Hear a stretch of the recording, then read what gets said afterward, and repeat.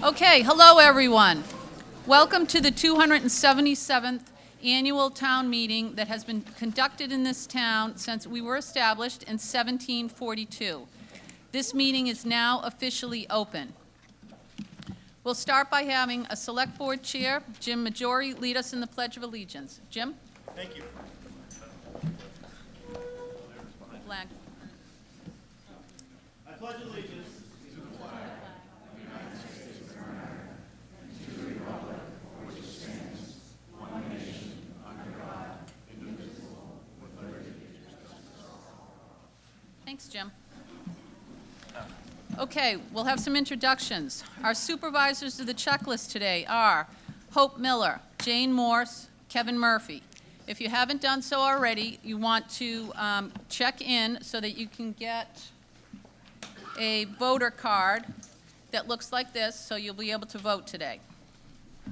And while you're up there, you probably want to say a thank you to Hope Miller. Hope Miller's been one of our supervisors of the checklist for over 10 years now, and she will not be rerunning in our next election. So thank you so much, Hope, for all the service.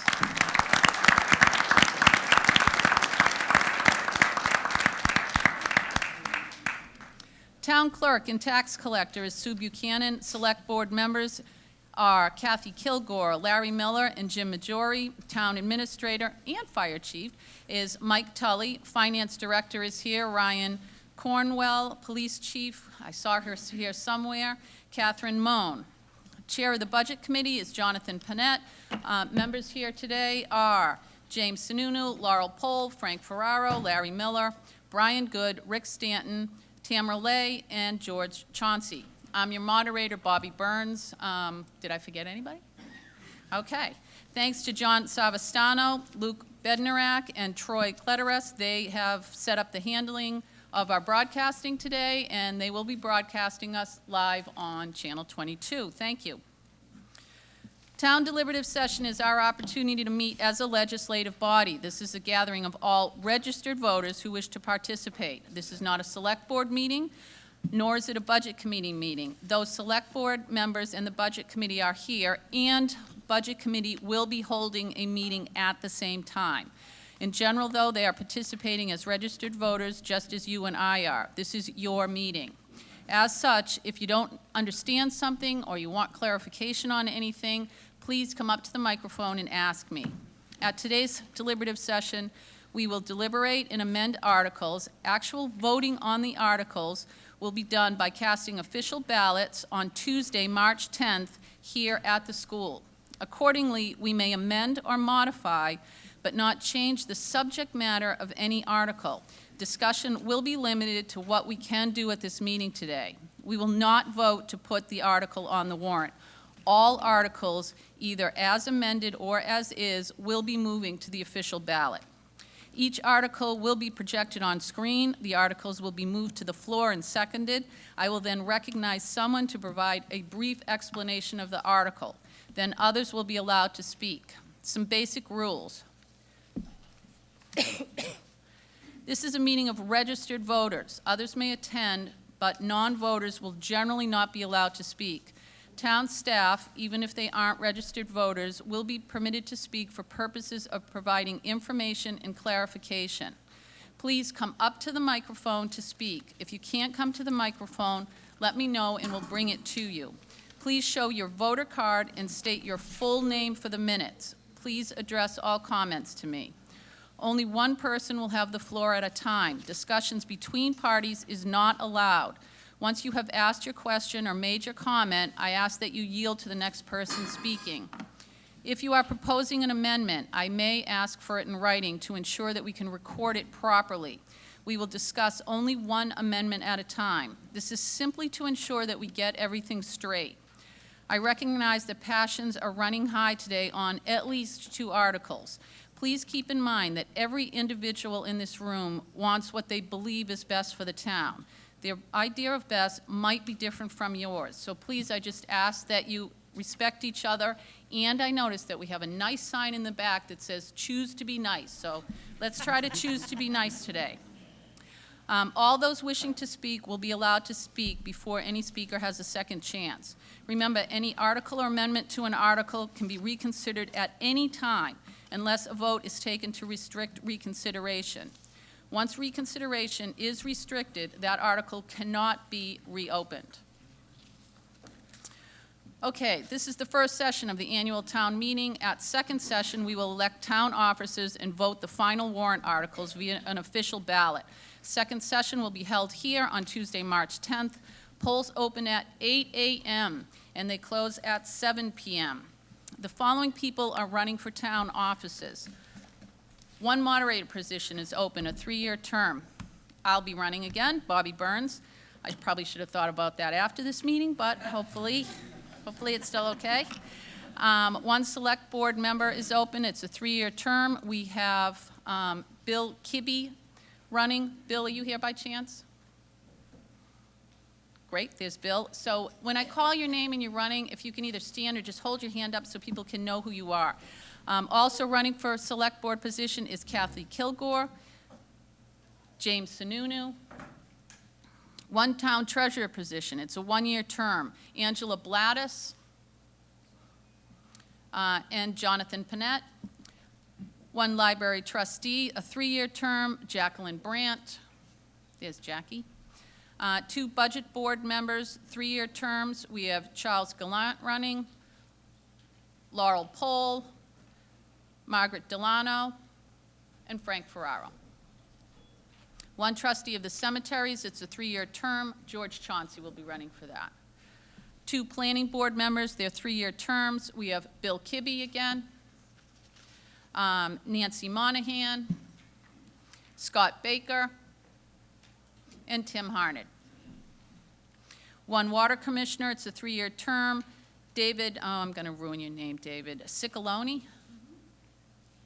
2 zoning board members, 3-year term, Audrey Pryor and Rick Stanton. One trustee of the trust funds, Margaret Brown. One supervisor of the checklist, 6-year term, Joanne Knox. The New Hampshire Business Association will be holding a candidates night on Thursday, March 5th at 7 p.m., and it will be at the town hall. So if you'd like to meet your candidates, that's a great night to do it. Even though I told you we will amend articles today, we'll be starting with the zoning articles. Zoning articles by law cannot be amended.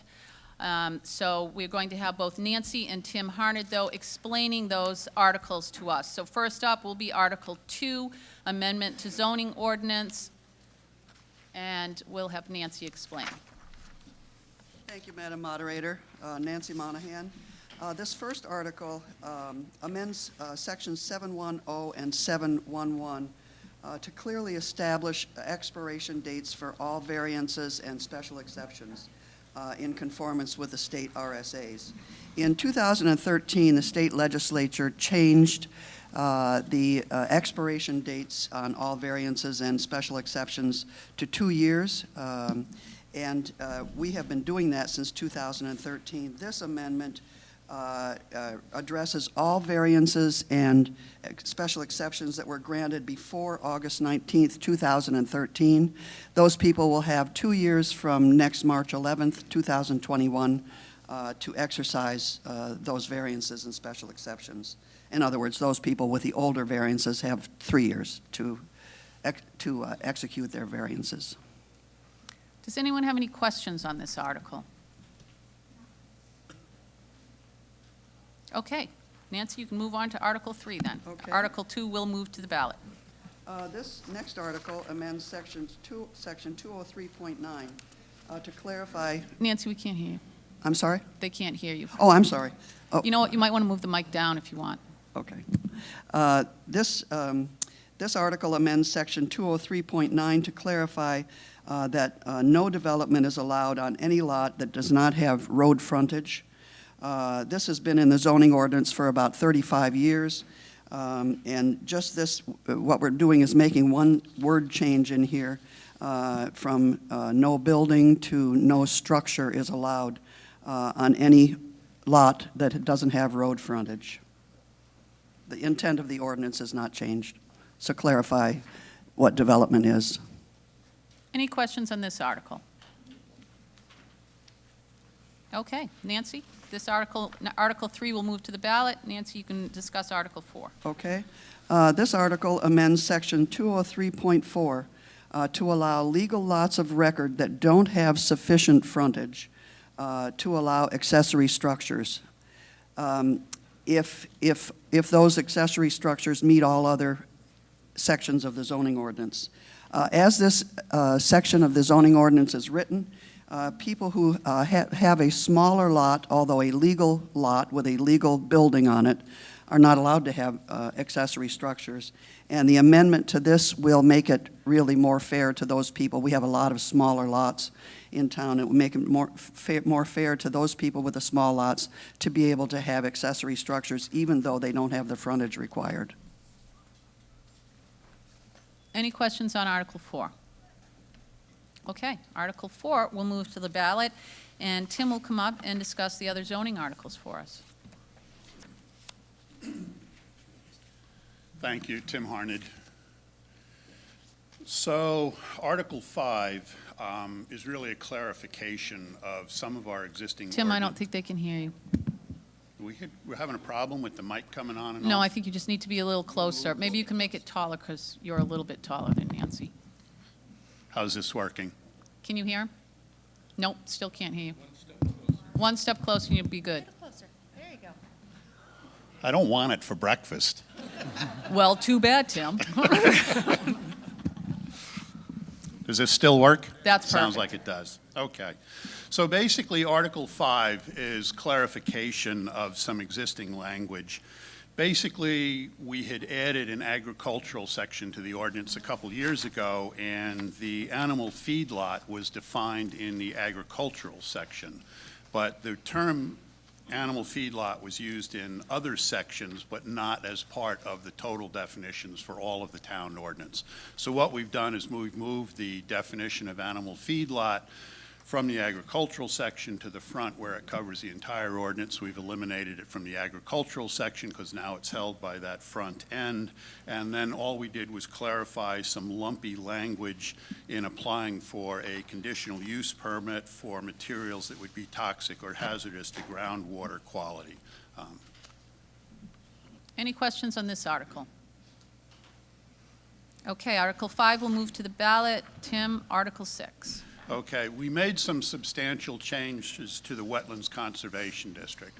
Basically, as it originally was worded, there were a couple places where we had specific conditional use situations, and we had specific requirements for those conditional use permits. But there was another caveat in the beginning that basically said anything that does not meet the requirements of this section needs a conditional use permit. But we didn't define what the requirements were for a conditional use permit for that section. So what we've done is we've cleaned that up and basically made definitions for what's required for a conditional use permit for all situations. So that was really just cleaning up the language. But we have made a significant addition to this section, and it's the last portion of it. And basically, this is an outgrowth of some cases we've had. But basically, we have land in town where the wetlands were significantly disturbed or significantly impacted prior to the state and the town having wetland ordinances.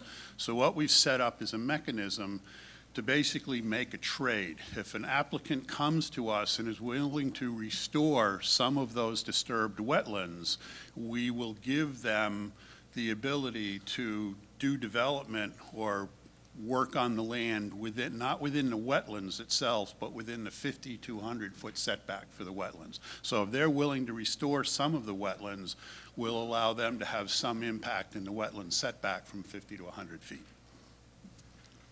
Any questions?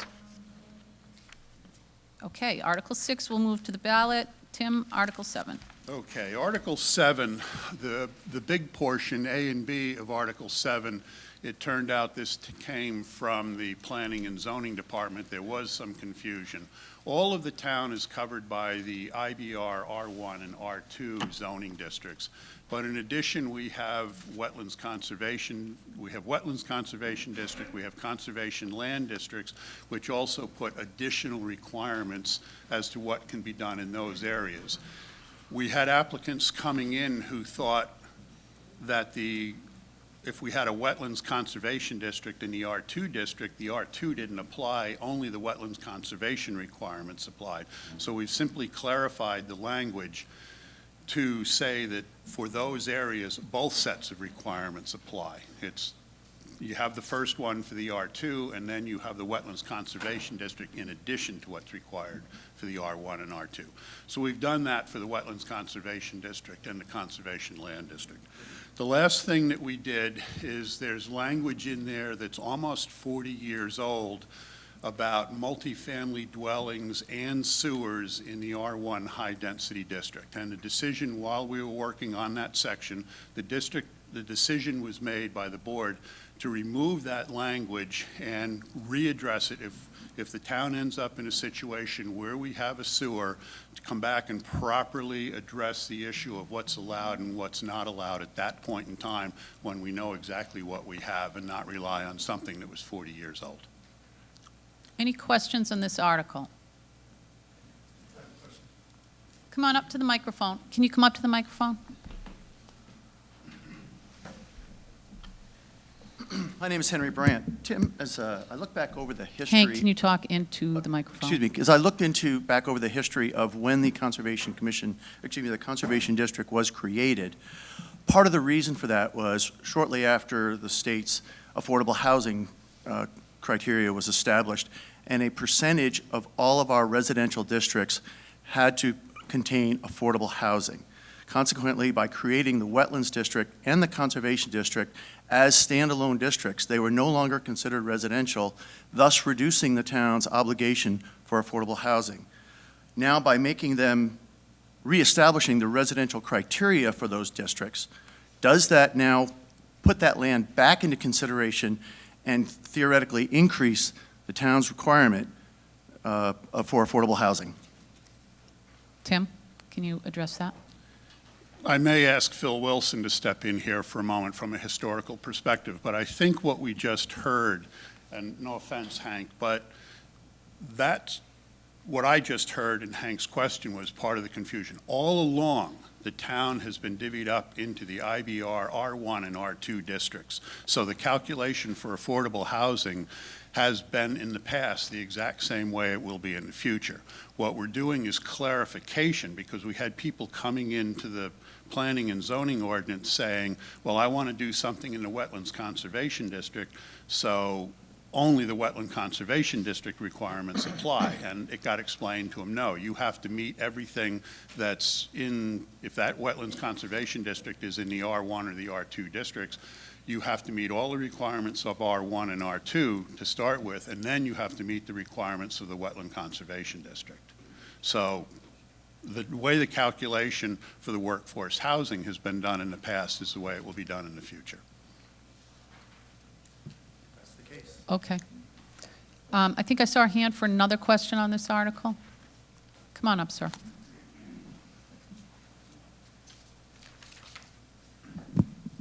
Down to my height.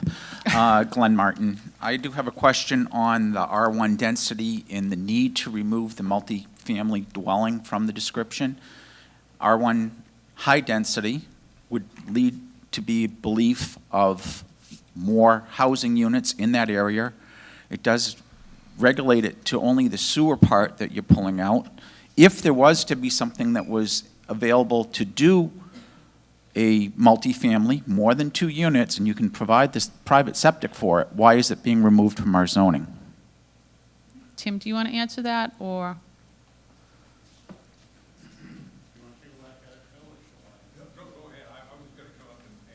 Okay. I don't have all the language in front of me, but I believe the multifamily was, as it's originally worded, was only being allowed when there was a sewer to go ahead and handle it. And all we're attempting to do in this is take an ordinance that was written 40 years ago when the ability, I've got to choose my words here very carefully, about what sewer options might be and other things like that. They're a lot different 40 years ago than they were now. And what we would like to do is, when the situation presents itself and there is a need for it, come back and address the possibility in terms of using today's technology and not what was being talked about 40 years ago. Did that answer the question for you? Not really. I think Phil has a little bit to add here on that.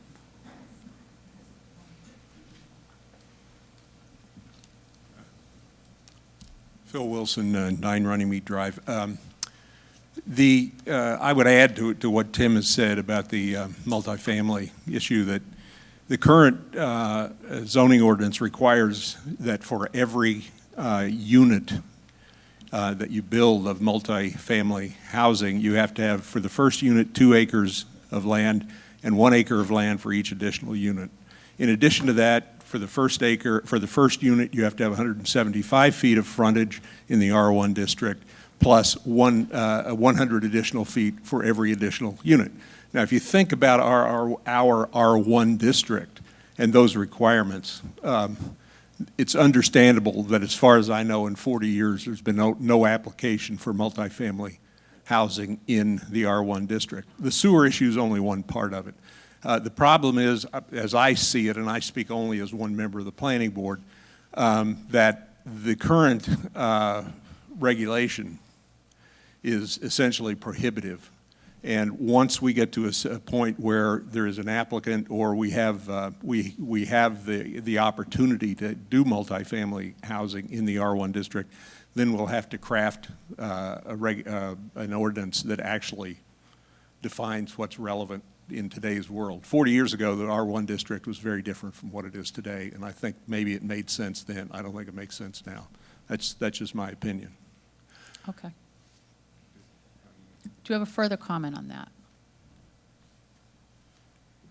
I'm hearing a lot of what-ifs, and to just remove something that's been sitting there doesn't mean it doesn't exist out there for maybe 1 or 2 landowners, and this just completely removes it from our ordinances. So it doesn't say special exception, there's nothing else. It's being removed from our zoning ordinance. It's been there for 40 years. Why change it now? I understand the town sewer part of it, but if you can do it within the guidelines of what our DES is and such, why is it being removed? Okay, I'm thinking that was kind of rhetorical. Yes? Sure. I'd also like to add something to the response to Mr. Brand's question. The way the state law does the calculation is that all areas of the town which are zoned for residential use are in that calculation. If 50% of all of those areas have got to allow affordable housing. By having the conservation land district defined the way it is and the wetlands district defined the way it is, that removes the zoned for residential use, even though it's in the R1 district. If you read the restrictions, you'll see you can't build a house in the conservation land district, for example. And so that says, no, it won't, it's not zoned residential, so that takes it out of the calculation. I mean, that's just the way the math works. Okay, any additional comments in regards to the zoning article? Come on up.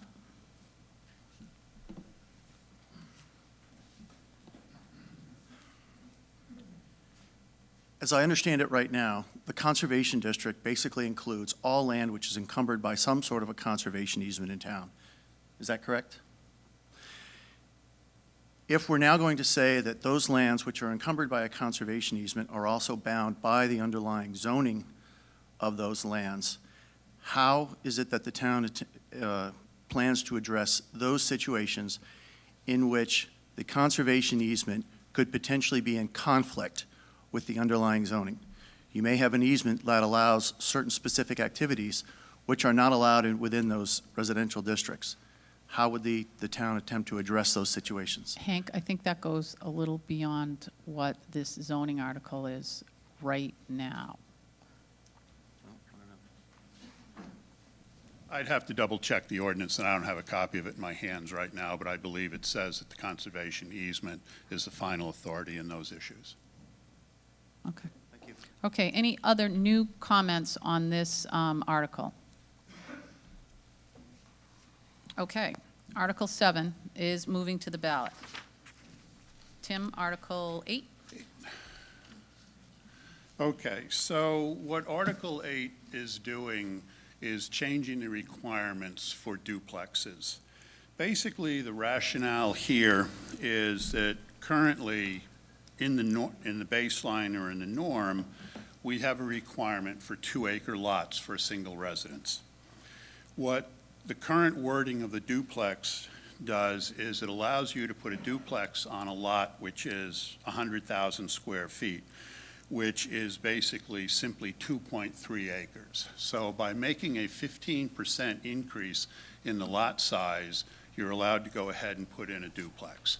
And as best as we can uncover, the original rationale for putting in duplexes was to allow the opportunity with a very small, a 15% increase in land over a lot, allow 2 residences to be put in that lot. And the objective was to create a mechanism where we could have lower cost residences go on those lots and be a little bit more compact. And I think if you look around the town, originally there were a few instances where things seemed to be working out to that objective and that goal. But more recently, we have been having a number of duplexes that are being built that each side of the duplex, $600,000, $700,000, 700 and change. So basically what the planning board saw was a situation where fairly expensive homes were now being built, instead of being built on 2 acres, they were being built on 1.15 acres. So what I believe the opinion of the planning board was that basically we had given relief to allow residents to have a 1.15 acre lot per residence in a duplex versus the traditional 2-acre one. And it was basically being, again, choose my words carefully, we now found not what the objective of affordable or cost-effective housing was, but certainly upscale housing was now going on those significantly smaller lots, and that was not the objective of what, as far as we can tell, what duplexes originally was. We weren't looking at having, $1.2, $1.3 million, $1.4 million structures going in on those lots. So basically what we have done is leveraged off the workforce and affordable housing portion of our ordinances to say one of the 2 duplexes has to meet those requirements. And the other one can be whatever it is. But basically we want at least one of those duplexes to be a more reasonably priced home. Glenn, do you want to come up with a comment? I'll let others speak before. Okay. Come on up to the microphone. Michael Castagna, 13 Buckskin Lane. My only concern with this is that if it is mandatory, then it would be impossible to afford to be able to do this, because the market rate side would be subsidizing the affordable side, and it would never be built because it doesn't fit fiscally or financially, so it'll never happen. Come on up, Arthur.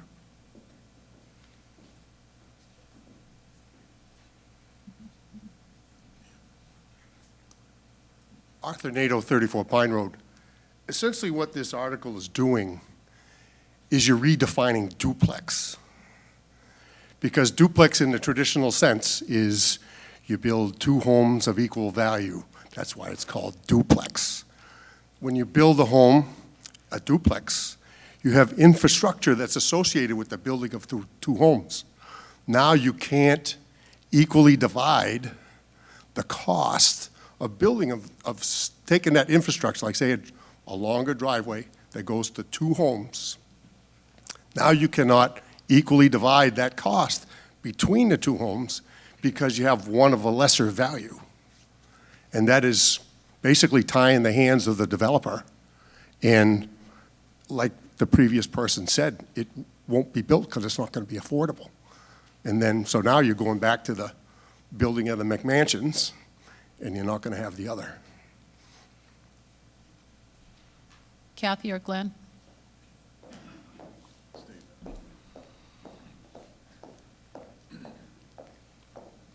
Kathy Kilgore, 220 Atlantic Avenue. My question is the definition of duplex. So I think Tim is referring to an example like on Mill Road. Are those really duplexes? Because individual people own each side. My understanding, the definition of a duplex is one person owns both sides and may rent the other side out. Kathy, was that a question for Tim to answer, what our definition is of a duplex? I have to admit, I'm not prepared to answer that question right now. I can get back to Kathy on that. Okay. That's acceptable.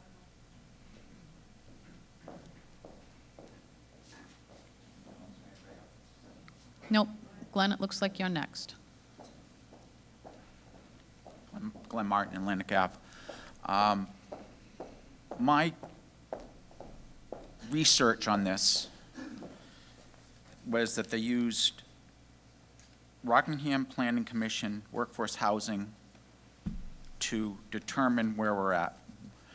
The document that was provided by the town to me has workforce housing need, this district, because we're lumped in with the Portsmouth-Rochester criteria. We're over, we've been over, and their projection for 2020 is that we're going to need less workforce housing. So I don't know how the two compare. I have the minutes from the March 19th Planning Board work session stated by Mr. Croner, and it was motioned and accepted by all 7 members that we do meet this. With their public on record saying that we meet it, I'm not sure why we're now restricting it further for the affordability in this portion. So, as other parties have stated, it's not financially prudent to do that. You want to go to what the tax basis is, if you only want $1 million houses to be built because of land costs. This is not, as I see it, needed, nor does it meet the criteria of need for workforce housing. Okay. As far as the duplex being in real estate, duplexes in our business are owned by the same parties and rented out. By putting this in workforce housing, the criteria for this area is a rental of $1,180 or less for a family of 4. Nothing will be built to meet that. The further question, maybe to answer for you, condexes are, in the real estate industry, known different from duplexes. Those are condexes, 2 different ownerships in that. So you have a threshold for selling, and you have a threshold for renting. Duplex rentals, I don't see it being built. Condexes being built for under $308,000, I don't see that being done either. I don't think this article is needed. Thank you. Phil, did you have something to add?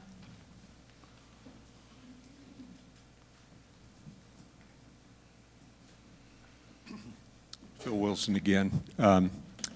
A duplex, what the realtors define it as, what the builders define it as is one thing, but what's relevant for our ordinance is the way it's defined in our ordinance, and it's I will not pretend I'm doing it verbatim, but I think I'm correct.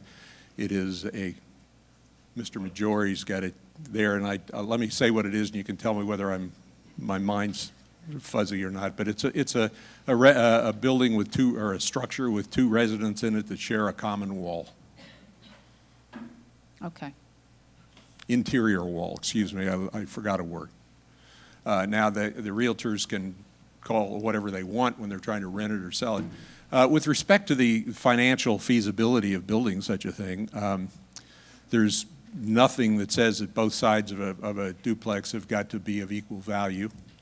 And I've seen a lot of creative construction by people like Mr. Castagna, for example, who's an expert in affordable housing, construction projects, development.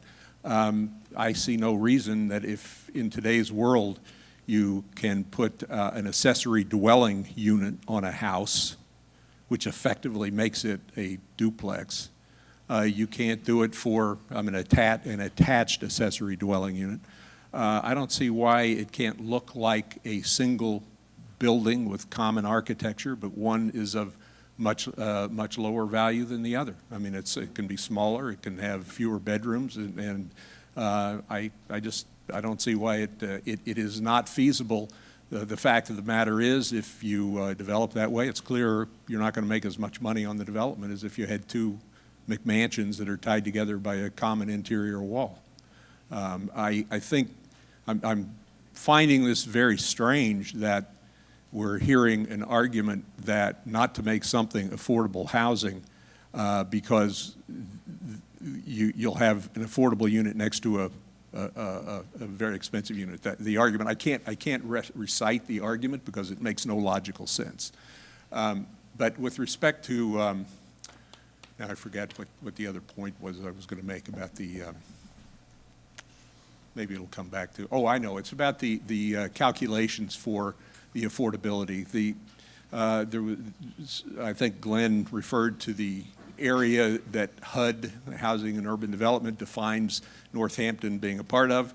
It is what it is. We can't change that. Every 5 years, the Regional Planning Commission, as somebody said, does a calculation of the need for affordable housing. And we are currently, I think, as I recall, something like 12 units above what we are required to do. And the requirement for Northampton, because the region, 44 or 45% of housing in the region has got to be affordable to be contributing our fair share to the housing stock in the region. We are just under that. Somebody said that we are anticipating to need fewer next year. I don't know. I've been going to a lot of meetings lately, which is saying we still have an affordable housing crisis. It's a state crisis. I just testified in Concord about the Housing Appeals Board, which is being instituted because apparently there is a drastic need for affordable housing. I don't think that the Portsmouth region is going to be some anomaly that says, oh, suddenly it's going to go down from 44 or 45% to 42% or 40% or something like that. My guess it's going to go up. And that we're sort of anticipating that. Whether it happens now or happens in the future, we're thinking, what can we do to get Northampton to create affordable housing at the same pace that we create, for lack of a better term, not affordable housing according to the HUD criteria. So if every time you put in a duplex, one's got to be affordable and one isn't, then you're going to maintain that ratio of roughly 50-50. And we try to do the same thing in defining the criteria for developments of all sorts in town. Thank you. Okay, any other additional new comments? Come on up.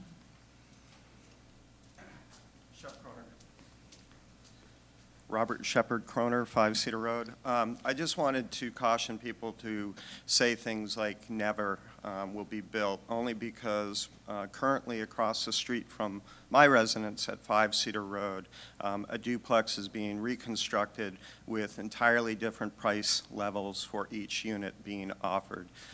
So that particular developer found a pathway to utilize that structure and redevelop it with 2 very different price points, just demonstrating that it is possible to meet this criteria. Thanks. Okay. Any additional or new comments on this or questions? Okay. Article 8 is moving to the ballot. Can I get a homework assignment off my back? Kathleen, Yeah. I just did a quick look, and under the duplex definition and the duplex requirements, those 2 sections, it's what I thought, but I wanted to double check this time, makes no reference to common ownership, okay? And I would just like to point out the one other issue. We've talked about this margin in affordable housing, but it's in, our buffer right now is about 3% of what we're required to do, so that's well within the margin of error. Okay. I'm going to turn it over to Jonathan to open up his Budget Committee meeting at the same time as our deliberative session. I'd like to officially open up the Budget Committee meeting. Okay, thanks, Jonathan. Okay, as contentious as these articles were, I suspect the next two are going to be even more contentious. So I just want to mention a couple of things. Because we have a budget committee, we are limited to moving forward no more than 10% over what our budget committee has recommended on the warrant as it stands right now. So if everything on this warrant, as it stands right now, passed, we are currently over the 10% limit. Since these articles are different methods of solving the same problem, Article 9 and 10, it's reasonable to assume that no select board would implement both. Technically, however, there is no guarantee. Also, both articles require a 60% vote to pass, not a simple majority. It appears that both camps desire the same goal, an improved library, but with different means to get there. In the end, on March 10th, it is going to be the voters who will decide if anything passes. Getting 60% of the voters to agree to spend a lot of money is always going to be difficult. I'm just going to suggest that both sides think about what's truly important to each of you. If there was only one article and it was the competing article to the one that you are committed to, is there any amendment to it that might make it acceptable to you, or would you rather have nothing? So I'm just asking that you think about that, because even if you all get behind one article, we'll still need 60% of the votes to pass anything. Okay, we're going to get started now with Article 9, which would be the new public library. Can I have a motion to move that to the floor? Larry? I can actually read this, thank you. I move that Article 9 be placed on the ballot as presented. Second? I second. Okay. Larry, you're going to speak to this article to start, correct? And did I have something going on over I here? think Mr. Majori is going to. Rick?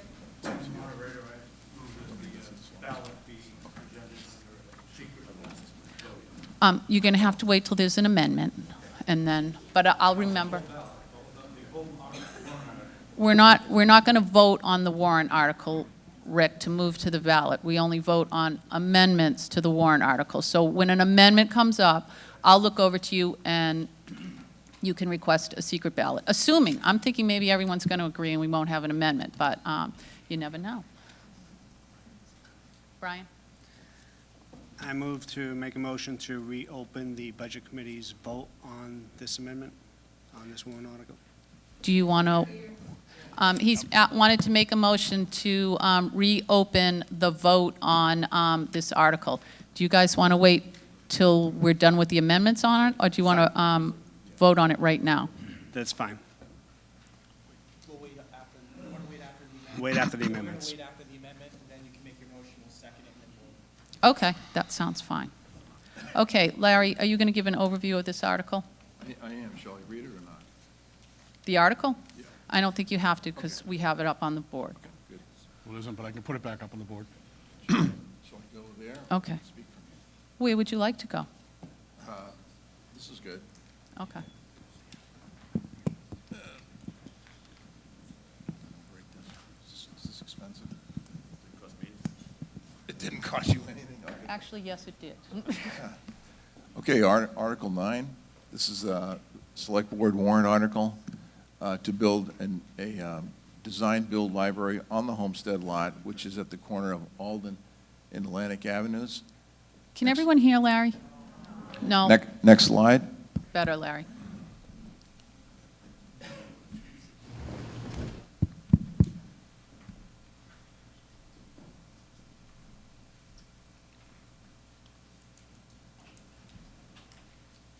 Sorry, technical difficulties.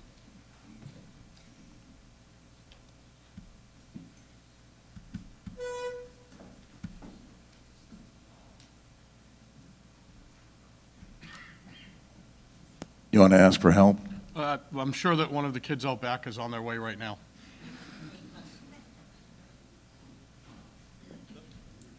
Luke, Troy, are you anywhere?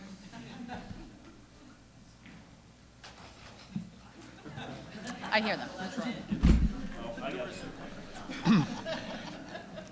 He's like Superman. I bet he's wearing a cape. It's just freezing up. It's not going onto the slideshow for this. I tried that.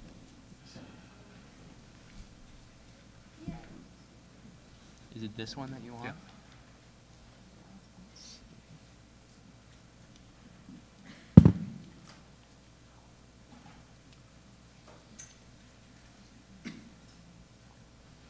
There we go. Okay, this is the first slide. You have trouble getting back on. Still not, hold on. Don't go on. It's not switching from here to up there. Like switching slides? Yeah, so I could go through the presentation.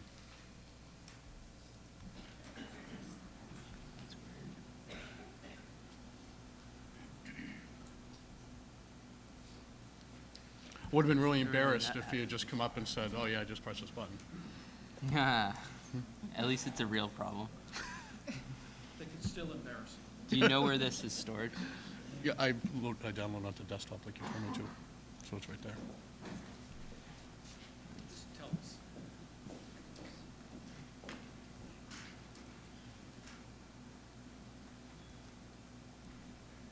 This is it right here. Yep.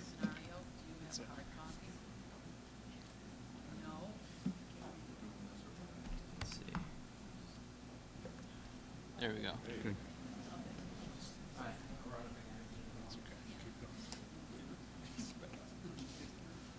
Okay, second slide. So what the select board did, the reason, let's start at the beginning. The reason the select board chose an option from the article that you'll see next was we are charged with doing what's best for the town with all of the assets that we have. And over the years, you know that we've tried to build a number of things to improve our town buildings, and it hasn't passed. We have an empty lot that was purchased in 2005 called the Homestead Lot. We have a library building which is dated, and it seemed the best use of the land that we have, since we tried to buy a piece of land last year, which didn't pass, would be to build a new structure, move the library there, and then reutilize the old library building as occurred in 1972 when the present library building was built and the old library became used for staff.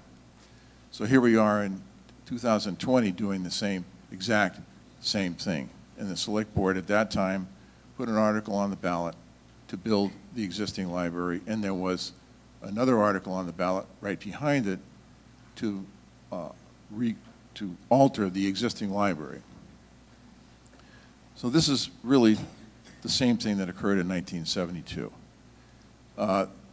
In order to do this expeditiously with bidding and to come to the best price, what the select board did was hire an architect. We wanted to build what the library trustees had said they needed, which was 10,500 square feet. If you apply that criteria to this lot and you design a parking lot, there are a few choices to be made other than putting the library in the back of the lot or in the front of the lot. The architect and the septic designer decided to put it in the back of the lot, so this is facing Atlantic Avenue. Parking lot is in front of it. It is 10,000 square foot. It's a design-built building. We have the construction manager here, so we're going to explain to you exactly what it is. That's the purpose, is to build a building into which the inside is not built. It can be built. It's priced to be built, but the suggestion you see of the inside is just a suggestion. Things can be moved because this is a design-build project, not cast in stone. Next slide, please. So this slide shows you the same building facing Atlantic Avenue. On the left is an angle coming from the west side. On the right bottom is an angle coming from the rear. And on the top, this would be looking from the east side. It's a very attractive building. The cupola on top is actually open into the inside of the building. So that if you're inside this building, looking from the middle of the building up, you will see a hole in the ceiling, 8 feet by 14 feet, in which natural light enters. Next slide, please. This shows you the parking lot and access. The handicap spots are directly in front of the door. There are two. The parking lot is 30 spaces. Shows you what it would look like finished. It's quite beautiful. Next slide, please. This shows you looking from the left-hand side of the parking lot. Alden Avenue would be on this side. Next slide. This would be the rear view, so the neighbors behind would be looking at this. And here's the list of people who have contributed to this project. First of all, in 2013, the town paid for a ledge study. John Turner Consulting did that. We took that. We hired an architect, TW Designs, John Tuttle. He took what we had. He took what the library trustees had said they wanted and put it into a building that would fit here and with fitting in with the architecture of the town. Then we hired Ambit Engineering, and they did 3 things for us, which we probably should have had anyway. Owning that piece of land, we had no topographic survey of that lot. We did that. From that point, we had a conceptual plan, which you'll see later on, that shows you what can be done with that piece of land. And then we have to have conceptual drainage. Next slide. Oh, excuse me. Okay, after that, we needed to know we have to have a septic system. So I asked the designer of the septic system, could we use the septic system that exists now serving the 2 buildings? She said, no, it won't work. You'll have to build a new septic system. So we went through that. You'll see that in a minute. Also, for that, we wanted to have a large meeting room. Other than this meeting here, we have little meeting space. The library itself now has a small meeting room, and it's not good for entertainment or really any more than, let's say, 35 people. So we wanted to have a large meeting room accessible during the day or at night. So that affects the septic system.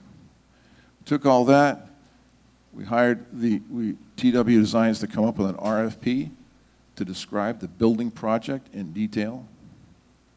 That was sent out to, these 3 builders were selected from about 20 that we went out to find the design builders who would be serious, and eventually it whittled itself down to 3 design builders were interested, and actually had the time to do this. So we sent an RFP out to Carino Builders, Witcher Builders, and Ritchie Construction. They all answered the same RFP.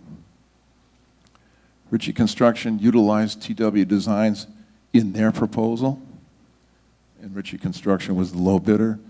By the way, the bids were very close. It was quite interesting. Next slide shows, in this case, where the building is relative to the septic field. So the front down here is Atlantic Avenue.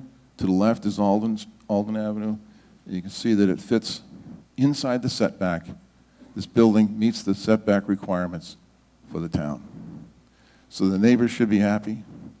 It's set back from the other library building and Alden Avenue and Atlantic Avenue. We thought that was important. If we ask it for business people and others to do it, then we should do it ourselves. Next slide. This is the C1 is the topographic study. This is what we have. This is what we bought for over, I think it was $475,000 a long time ago. This shows you the topographic study of that lot. It's a little over 1 acre, 1.06, I believe. Next slide.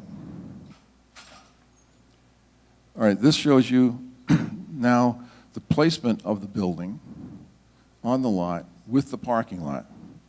We didn't want to build a large building with no parking lot. We have almost no parking assets left. And were we to put double a size of a building and not have parking, it just wouldn't be prudent. So here we have a 30-space parking lot. We're going to change the access point from the street cut, away from Alden, and we're going to use it from the town land that already exists. So that parking lot can be accessed from the present cut. So it shows you, again, where the building is on the lot, and it fits all the requirements. Next slide, please. This is interesting. The town and all towns have to meet the new stormwater requirements, control for stormwater. So when you have impervious surface, you have to control the runoff. The town signed the agreement, which we had to do anyway. It's irresistible with the state. What this shows you is the parking lot you see there, and then you see the big rectangle inside. Those are all chambers to capture stormwater required by law. We weren't really sure how much it would cost until we got the design builders to work on it. That is $200,000. Just that. It's a lot of money. If you don't have it, you're not in compliance, and it's not cheap. In this case, we're going to be building it new with the parking lot. That's very important. This is the septic field, large capacity septic field, on the same lot in the back. It has to be a large capacity to do what we want it to do for the large meeting room. Next slide. This is a suggestion of the use of the inside of the large building. Entrance for day or night, large meeting room on the left, access to bathrooms and storage during open time for the library or closed. The rest of the inside is a suggestion. There are no walls in there holding up the building.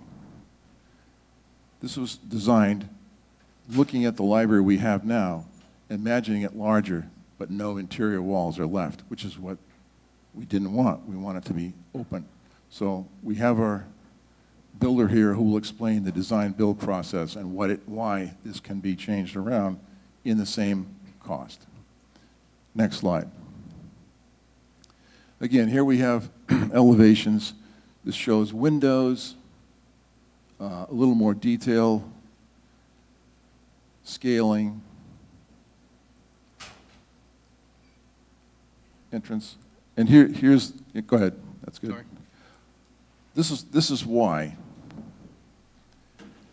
If we're going to build something new, let's only build one building. If we expand the library, or if the library is expanded, then we have expanded one building. And we have no place for the townsfolk, the town employees who are now housed above the police station. They've been there since 2002, I think. It's quite cramped. There is no future in staying there. So our job as the select board is to build one building, just as we did in 1972. It's a beautiful building. The concept is good. It fits the architecture of the town, and we have a fixed price. We're going to build one building with the meeting room, which we desperately need for library and town events. This is going to be an energy-efficient building, high R value. It's going to have natural light in it. It's going to be unlike any building we have today in town. It's going to have a 30-space parking lot. We need parking desperately in our town, handicapped included as well. We're going to have a large capacity septic system to take care of large meetings. We don't have that now. Our design takes care of the new law, which is irresistible. We have to take care of the stormwater. It's just what you have to do. Our design meets all of the setback requirements of the town. And we repurpose the existing building, which is operating, for town employees who are stuck in a 2,500 square foot space with all of our artifacts, and we can repurpose the building, which the town has already spent a lot of money on anyway. We did this with 3 competitive bids. Ours is bid competitively. The cost rate, if you did this as we've costed it, is going to be about $50 for every $500,000 of value of your home. So that's going to cost me about $100 a year. To me, it's worth it. This plan was approved by the Capital Improvements Committee. It was approved by the Select Board. And so far, and will probably be still approved by the Budget Committee. And at this point, may I ask the, Okay, so at this point, are you ready to open it for questions? I'd like to have our builder be allowed to speak. Does anyone have any issue with the builder providing a bit of an overview on this design? Sounds like no problem. John?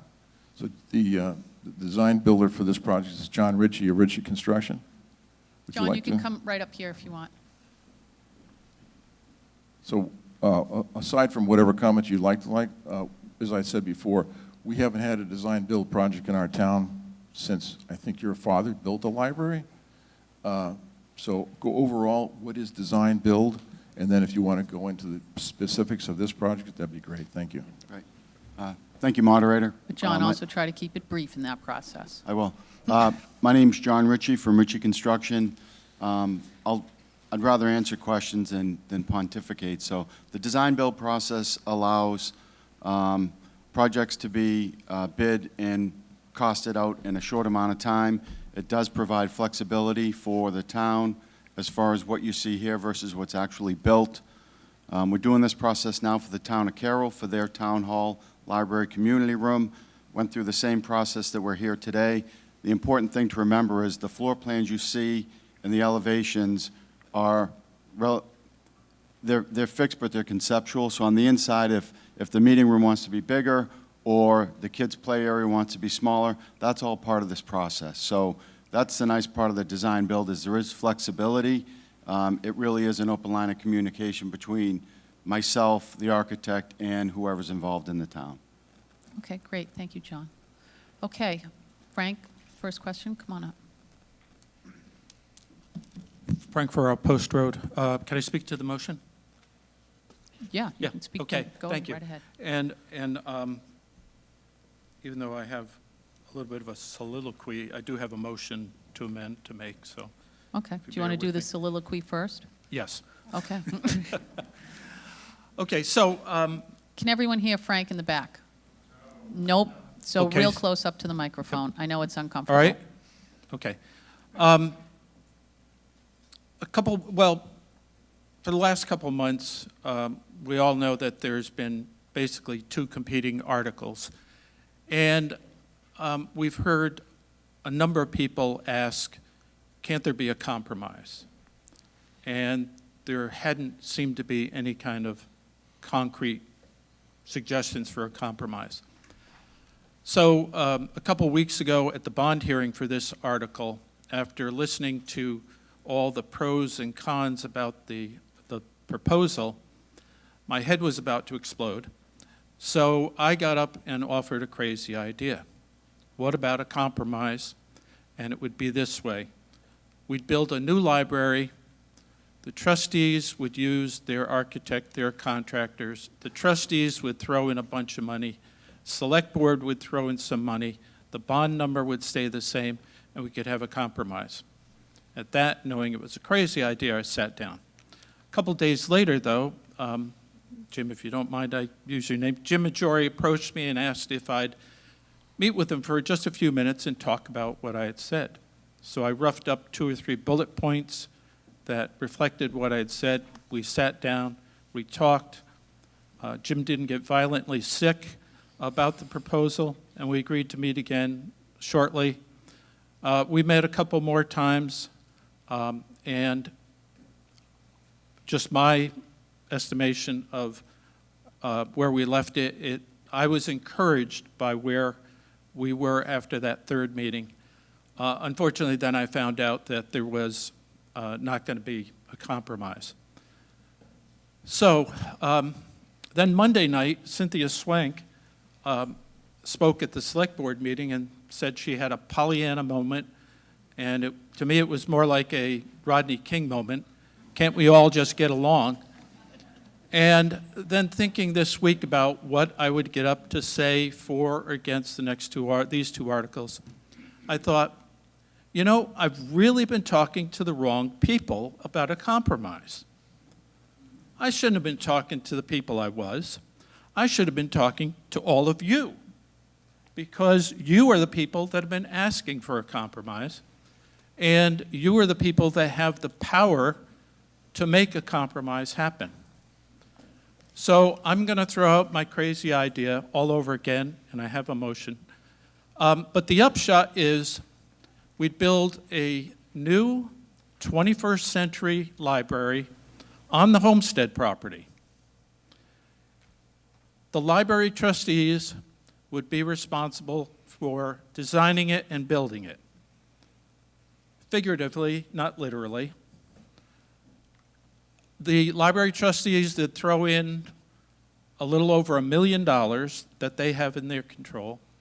The select board would throw in some money from the fund balance, because the bond has to stay no more than what it already is, and the construction cost is up here, and we have to make up the difference. So with that in mind, if we did come to an agreement on that proposal, we end all the bickering about who owns what, who controls what. And most importantly, we end the competing legal arguments, because every time the select board gets a legal argument, it costs us money. Every time the trustees get a legal argument, it costs us money. And heaven forbid, if the two articles go forward and it ends up in court, we're going to be paying for everybody's lawyers. So, Madam Moderator, and I have it in writing, but I'll just read it. This is my motion to amend Article 9. To see if the town will vote to raise and appropriate the sum of $3,900,000 gross budget for the purpose of design and construction of a new Northampton Public Library on the homestead property. Such design, construction, and operation pursuant to RSA 202 will be under the responsibility and authority of the Northampton Library Trustees, to authorize the Library Trustees to withdraw $780,000 from the Library Capital Reserve Building Fund and accept donations from the Northampton Public Library in the amount of $300,000 to offset this appropriation. To authorize the Select Board to use $545,000 of unassigned fund balance to offset this appropriation, to authorize the issuance of not more than $2,275,000 of bonds or notes in accordance with the provisions of Municipal Finance Act, RSA 33, and authorize the Select Board to issue and negotiate such bonds or notes and determine the rate of interest thereon. Debt service will be paid from the general fund. And Madam Moderator, that's my motion. If there's a second, I'd like to speak to the motion. Did you hear it was George? Would everyone like the motion? Would you like to hear the motion one more time before? No, well, I can read it. It's Go ahead. okay. But would you, or does everyone understand what the motion was? Is everyone comfortable with the motion? Madam Moderator, could you read the first sentence again, or the first clause? Sure. To see if the town will vote to raise and appropriate the sum of $3,900,000 gross budget for the purpose of design and construction of a new Northampton Public Library on the homestead property. Such design, construction, and operation pursuant to RSA 202 will be under the responsibility and authority of the Northampton Library Trustees to, all right, you don't want the whole, I mean, it is one sentence, so, okay. Okay, y- go ahead. It's Ms. Secretary. Yeah, to speak to the motion, it's a lot, there's some legalese in there just because there has to be, but it is in essence the same thing I threw out as the crazy idea at the bond hearing. I just want to say again, you know, if we reach a compromise and you all have the authority and power to do that, we end the bickering. And there are two elements to a successful compromise. The first is each party has a give and each party has a get. And I think you can see what the gives and gets are in this. And the second element of a successful compromise is neither party is completely happy with the compromise, but both parties can live with the compromise. And I hope that you all feel that this is something that you all could live with. And Madam Moderator, I'd like to be able to stand to the side and answer questions or comments. Sure. Are there any questions or comments about this amendment?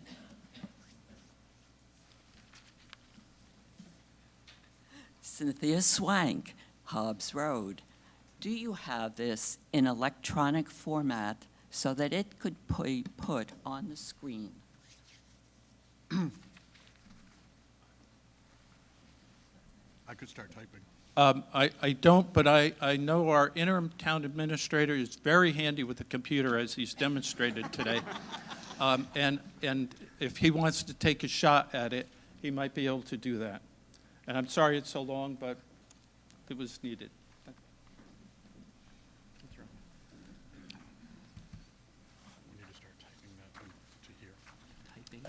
Emily Creighton.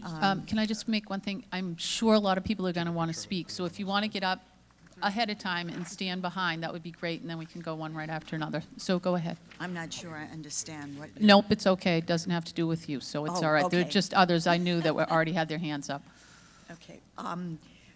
It'll be nice once it gets up on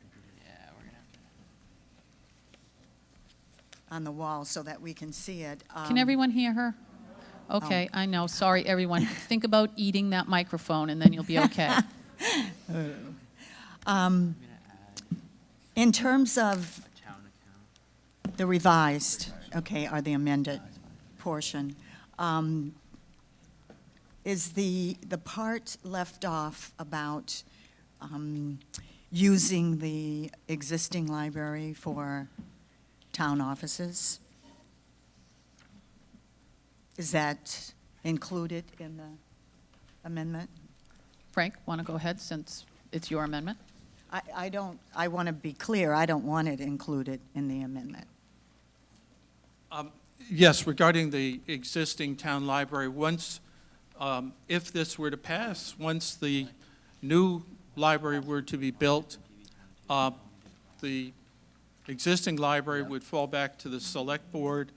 They could use it for town offices, they could use it for a police station, they could build an ice cream parlor. That's up to them at that time.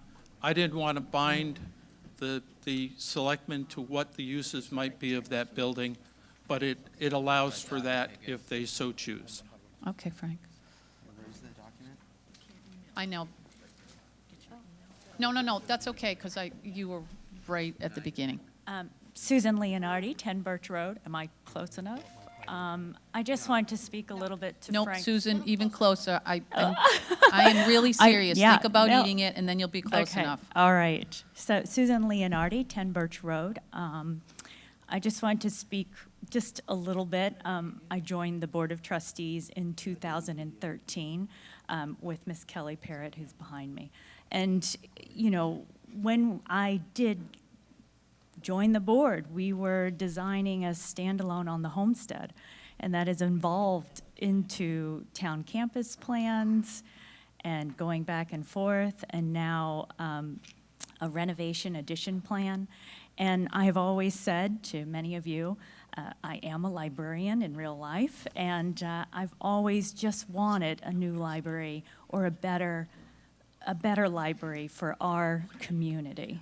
And I try very hard to not make decisions within a void. I really do listen to other people.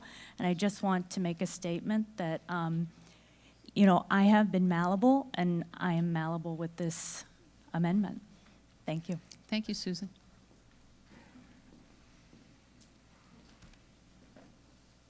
Hi, Kelly Parrott, 2 Garrett Drive. I just have a question on the amendment. You had mentioned 3.9 million, and that is considerably higher than both proposals. So with that extra $500,000 or so, I was curious how you got to that number.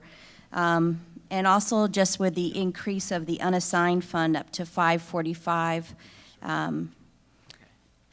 one, I think that the number is too high, 3.9. None of our folks have given us a number like that, even with a finished library that was in Article 10, and just a little concern of using maybe all of the unassigned funds. Mr. Miller's proposal was about $384,000 of unassigned funds, and this bumps it up by a considerable amount. So I'm just wondering why you would need about $550,000 more dollars to build this, and can you talk to that? Thanks, Kelly. Yes, because the reason is that, as you heard me say, I met with Mr. Majori and, several times, and throughout that time, I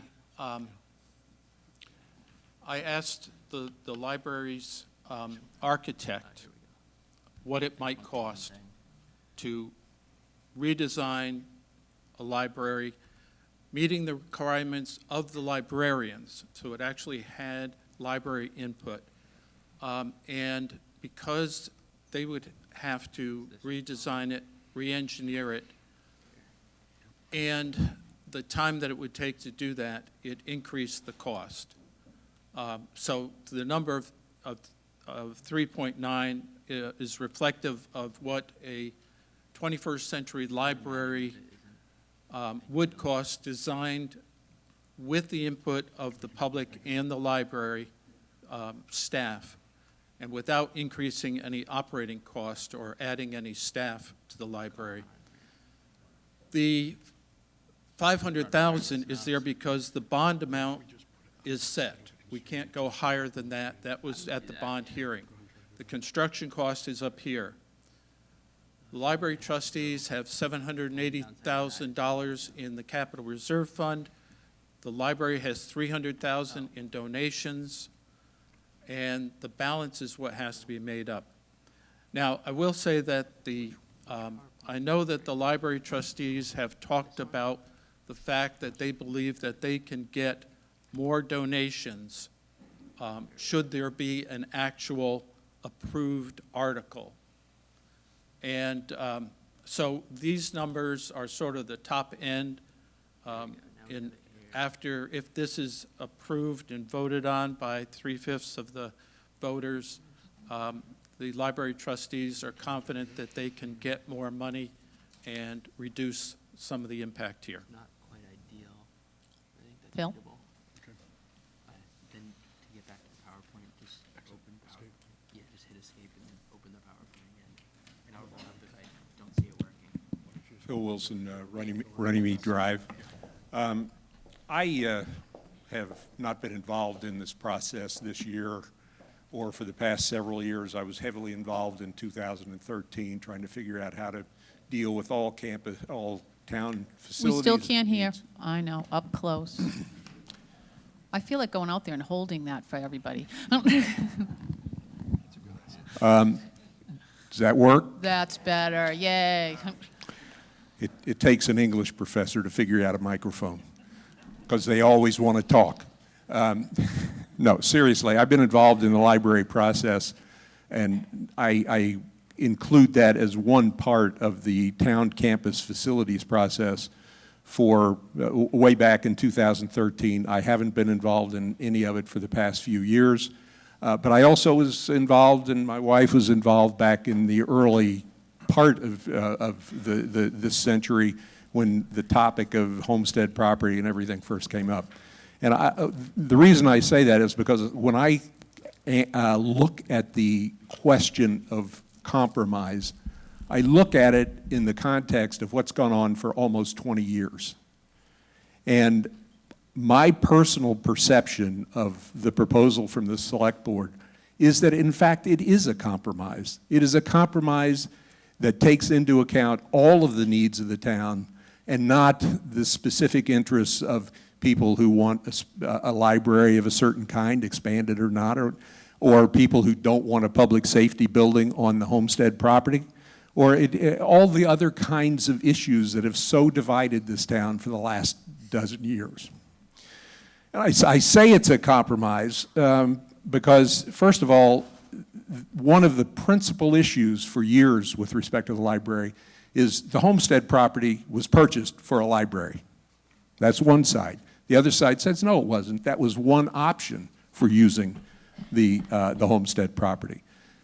So this is a compromise that gives the library, and it was the library people who, supporters of the library, active supporters of the library, because I think a lot of people support the library that don't get active in it, but they wanted a library on the homestead property. They get this. That's a part of the compromise, not just between the Select Board and the library trustees, but among the people of the town who have taken an interest in this. But it also, by putting the library on the homestead property, it gives the town the flexibility to use the present library building and the other part of the property that the town owns to put in public safety facilities and town administrative facilities that we need desperately, just as desperately as we need a new library. This preserves that flexibility. So there is that compromise. The library gets to be on the homestead property, and there is flexibility to deal with the other issues. The other compromise, it has to do with the specifics of the library building. The Select Board design and build and guaranteed maximum price is for, this is probably not fair, Mr. Ritchie won't like it, maybe Mr. Miller won't like it, but it's to build a shell. And inside that shell, I think I heard Mr. Ritchie say there's still flexibility for how the thing can be designed. The space can be designed and used. And I even heard something about flexibility for exterior design. So that, while it says the structure will be built by the Select Board's builder and designer, it also says that the library trustees can design the building on the inside and affect the outside in however they may choose. And it also then finally, from a cost perspective, the appropriation as defined in the article is for building that building, and then it allows the use of the library's accumulated funds over the last few years, taxpayer funds for the most part, to be used to finish the building to meet their needs. And so that gives them a lot of authority and responsibility for what we end up with as a town. So my point is that I see that the Select Board's proposal really is a compromise. And I can see why some people are unhappy and some people are happy with it. But I think it is the most effective solution to this nagging problem that I've seen in years. Thank you. Thank you, Phil. Oh.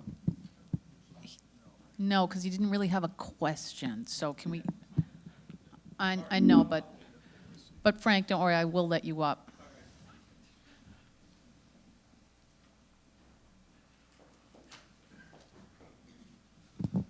Yeah, Paul Marquis, Hobbs Road. When I put an addition to my house, I make all these decisions about what's going to go where. I make these personal decisions because it's my house. When it's complete, there are times through the years that I say, gee, I should have put that there, rather than, in this circumstance, what we have is a building with a shell that librarians and library trustees didn't even have a say in the shape of it. They have a period of time where they can make decisions on the inside, but the shape has a lot to do with their ability to govern their responsibilities inside of that shell. what comes to mind is they have a responsibility to be able to have a line of sight for all the children that are in that library, and they have to have a line of sight for all the adults that are in that library. And because it's shaped the way it is, they may not have that ability to do that. So I see it from that perspective. They will be living with that building. They should have a say in the building from scratch to finish.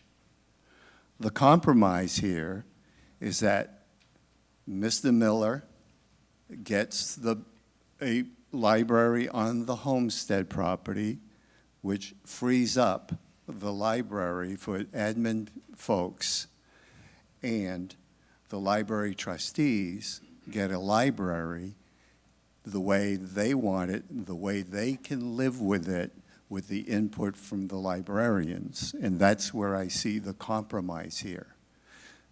Far be it from us to hear the librarians and the library trustees, instead of blaming it on themselves when that switch should have been there versus there, or that should have been here versus there, blaming it on the selectmen, they should blame it on themselves.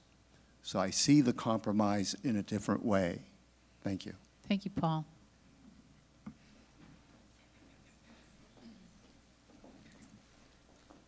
Good morning, and thank you for hearing us. My name is Jackie Brandt. Many of you don't know me. I'm sort of called the quiet one on the Library Trustees Board, which is kind of a little funny. I've been a resident of Northampton for 5 years and a library trustee for almost 3. And when I first was approached about volunteering to be a library trustee, I looked at the issues. And what was odd to me was that there was such an effort to try to build a new library for the town. The need was undisputed, but nothing was done for about 18 years. Nobody could come together. There was no meeting of the minds. And I sort of naively thought, because I have about 30 years of construction experience, anything from clean rooms in the biotech industry to affordable housing. I'm actually a developer, which is kind of a nasty word. Sure, I can do this. I can help. I can use some of my knowledge and experience. But here we are. And this has been the most contentious experience in my 30 years of construction. And I've been, again, I've had a lot of experience in it. So when I was approached about 4 or 5 weeks ago about a compromise, I was like, that's a great idea. Let's try to work together.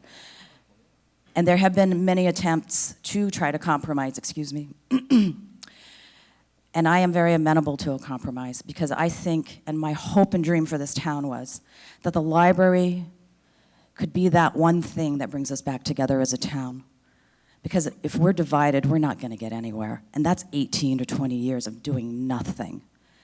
And we're all busy. We have lives. We have families. I would hate to think that all the efforts after all these years are going to nothing. So I welcome a compromise. And I think it's a fantastic idea. And I am willing to do whatever it takes to see that we actually have a library for the citizens of this town, a library that they deserve and they've been waiting for almost 20 years. And I thank you. Thank you, Jackie.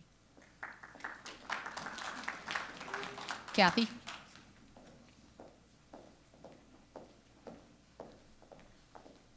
Kathy Kilgore, 220 Atlantic Avenue. I am a select board person and I'm a board of trustees, and I just want to make it clear today as I stand here and address everyone in this room and anyone who's watching that I am speaking solely from a resident's perspective. I am an abutter to the homestead property, and I realize that my only voice is a resident. With that being said, I just have a question because, like my other 2 board members, I believe that we all want the same thing for the town, what's best for the town. And I think we're stronger when we all work together and find the compromise. Because as Bobby said at the very beginning of this meeting, that we all just want what's best for the town. We just don't go down the same road to get to it. So in regards to the compromise, I have 2 questions. One is, does this compromise that has been put on the floor include the parking lot, the new parking lot? And does it include the stormwater design as proposed by the Select Board?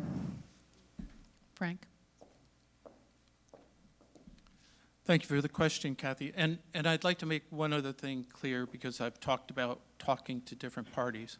I was very cognizant of 91A and made sure that I didn't violate and I didn't cause any of the parties I spoke to violate 91A. Regarding the parking lot, the septic, and also the stormwater, that would all be included in a brand-new library. The money up here includes provisions for all of that. This would be, again, it would be a ready-to-use, unlock the door, and the public walks in, 21st century library.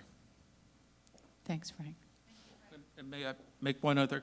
If this passes and if nobody else does, I'll make a motion to zero out the next article. James?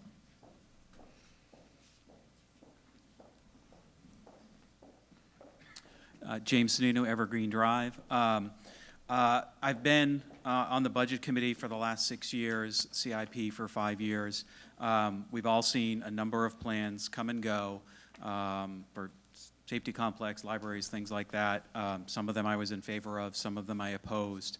And coming into today, looking at these 2 articles on the Budget Committee, I was for this, for the article to build a standalone library on the homestead. I was opposed to the renovation because I think there's a lot of validity to the point that a standalone gets us onto a path to address the multiple building needs we have. We saw this a few years ago where, I think everyone agrees our firehouse is a big problem and we want to address that. And there was an attempt to address that, the safety complex first, and that failed. And I think everyone, the one thing I will say is it feels like there's been no progress on these, but there has been progress on all of this in one sense. Everyone is on board now realizing that a library first, even though maybe it's not the most critical thing to public safety or anything like that, is the first domino we have to deal with to address all of these issues. So I give people credit for coming around and not insisting we deal with one thing first and not this first, because it is the critical piece to start the process to address all of the needs we have as a town for all of these buildings, which are all very aged, very compromised, and need to be addressed, now. I think this compromise, I give people credit for coming up with this idea. Frank, thank you for pointing out that, the other key piece of this is if this amendment is approved, the other key piece for everyone to be on board and give the town a clear signal of where we want to go is to zero out Article 10. And I think that would be an important piece, because coming in, it's like we have a choice of these 2 articles. Everyone was concerned that they'd both fail because people wouldn't be sure what was the right thing to do. I think there's about 120 people here. There's going to be 10 times that many that show up to vote, and a lot of them are going to look at these and say, I'm not sure what to do. And if the articles are clear as to there's one choice in front of people in town as to what to do to get this process started, I think that is to everyone's benefit. I would say, look, I look at this, I'm in favor of this compromise. Honestly, I'd like to see the top line number be a little bit less, closer to the 3.4 that was proposed as opposed to 3.9. But if this passes, I certainly trust the library trustees to have a process by which they are being responsible with taxpayer money and spending it efficiently and effectively to get a library that the town needs and can be proud of. So the other good point Frank made is if everyone walks away a little bit unhappy, that's probably a good compromise. And I think that's what would happen here if we adopt this amendment and zero out Article 10. It gives the voters in this town a clear choice that everyone has finally gotten on board with the first part of this process. And we're going to have a lot more to do in the ensuing years for these other buildings. But I think that this is a great first step to getting all of that done. Thanks, James.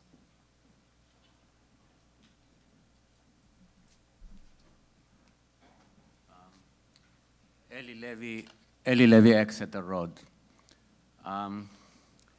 This is my first time talking in public, so excuse me for. I just want to say that now we have 3 different options. Since I moved to this town 13 years ago, almost the first year, Kelly here told me that her kids were so young when they were talking about new library, and now they are in the middle of high school. Already then, and now we are 13 years later, we're still talking about it. So a compromise and Larry plans or the select board plans, all these adding another, like, we don't know where we are yet. And we're going on and on and on and on. So 3 years ago, the trustees of the library started this plan, and they went out with questions.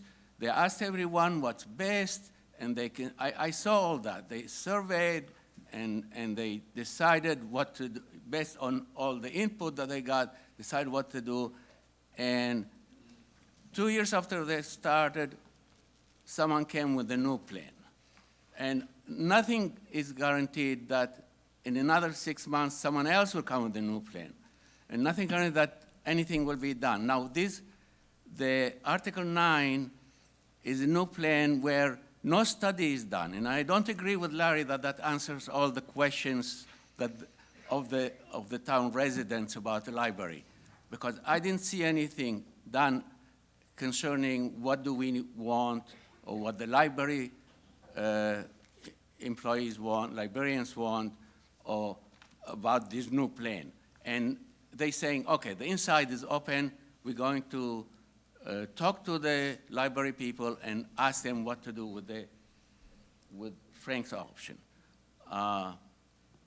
But that requires another process, and we're going on, and another, probably a lot of money to do that too, to go through hiring someone to surveys, what people want, and on and on.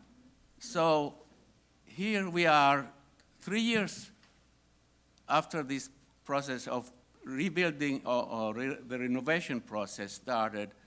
They know what to do, they have all the answers that they need, and we're ready to go. Why all of a sudden, new plan? And in a few months, another new plan, and on and on and on. And that's how we're doing business here in town. Just talking and talking and talking. We never approved anything. It was a lot of money. It's still a lot of money. So let's just do it. We moved so far already with the renovation plan. Why not just do it? And if we want a new building, let's build a new building for the police, for this safety, or for the, on where the new library is supposed to be with Article 9. Thank you. Thank you, Eddie. Oh, I'm sorry. I have a question. I really had a question. I came here with a question, but I was so emotional about what's going on. So the question is, for the select board, what they didn't like about the renovation plan, and if they can answer that, I want the trustee to respond to that. What was wrong with the renovation plan?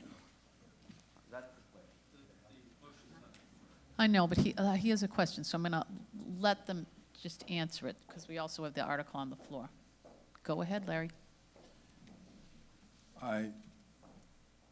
What the select board is charged to do is what's best for everybody in town using the facilities and money we have.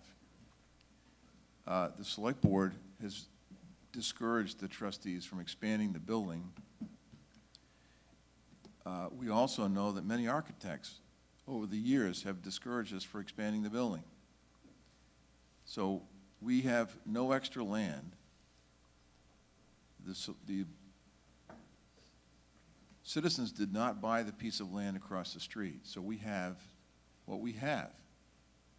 We want to build one building, not two, and I disagree with the fact that the building can be easily changed inside because there's nothing nailed down. If somebody wanted to cooperate, if you don't want to cooperate, that's fine. I understand that. It's fine with me. I haven't made a lot of friends doing this, but this process has raised evidently a lot of things to people's consciousness. And all of a sudden, many of the things that are in our plan are all of a sudden popular. The expansion of the library brings it to within 8 feet of the existing building, the old library now, the assessor's office. There is a 5-foot wide gap there that has a handicap space. It's not necessary to do that. There was no plan whatsoever cost in the present plan to deal with stormwater. The trustees applied for a septic design 2 weeks ago, not 3 years ago.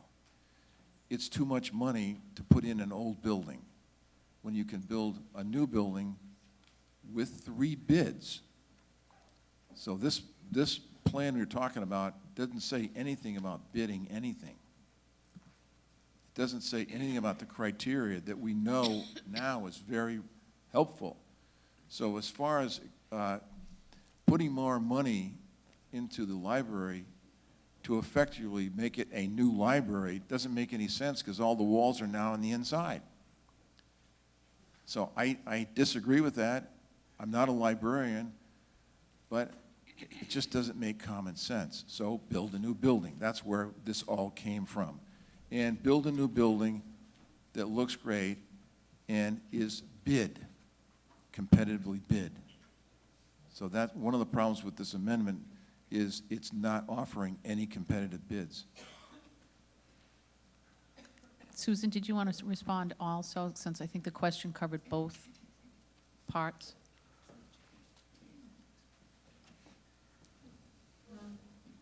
Yes, just very quickly, I'd appreciate if Mr. Miller just stuck to the facts. Again, he is not involved in the renovation addition plan, expansion plan, although he did give feedback early on when we started this. The distance from the stone building will be 14 feet. There is a septic that will work, that will meet the Oh, we can't hear in the back again, sorry. Department of Environmental Services requirements. We did bid this project. We looked for our architect and construction manager. We wanted someone with extensive library experience, and we did send out an RFP. We had 3 builders respond to that. We interviewed 2, Bowen and BPS, and ultimately on May 9th during the select board, during the trustee meeting, we chose BPS because of their work with the Northampton School. And I just appreciate just sticking to some of the facts about the expansion and renovation. Okay, thank you, Susan. Thank you. Okay, next comment. And we are still on the proposed amendment. David Raymond, 69 Walnut Avenue. I've been a resident here now going on 48 years, and in that time, I have never seen in my town anything like what we have here. It used to be, you come to these meetings, it was something like out of a Norman Rockwell painting. Now what we have is something more like what you see in Washington, D.C. It's really discouraging, and most people in town feel that way.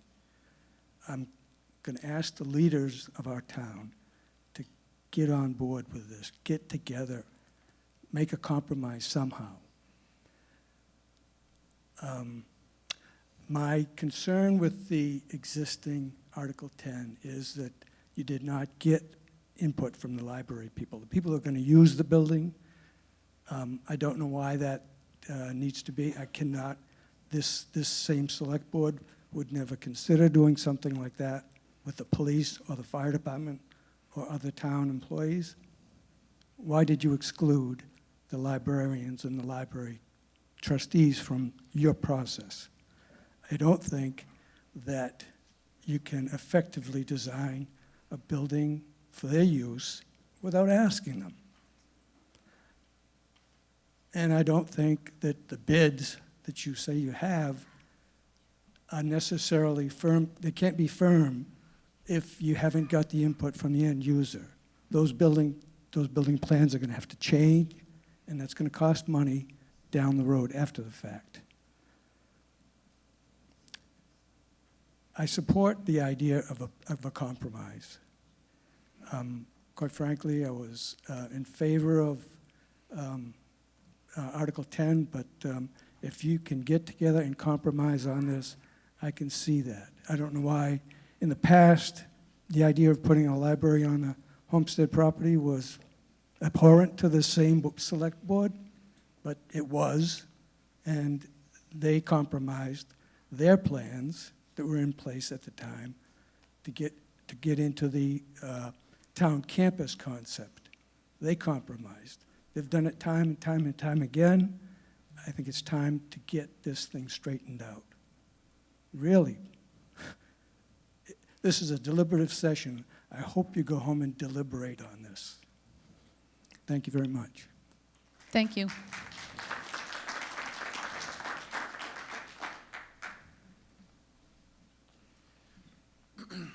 I'm Hank Brandt at 182 Post Road, and I thank you, Frank. I think this is a wonderful idea of a compromise here, but I'm just looking for a quick clarification because we have heard a couple of different numbers bandied about, and I've heard a few things on Article 9 here that I just want to get clear, because I've heard terminology such as, well, it's just a shell, and I've heard nothing is set in stone, but yet we have a bid number in front of us.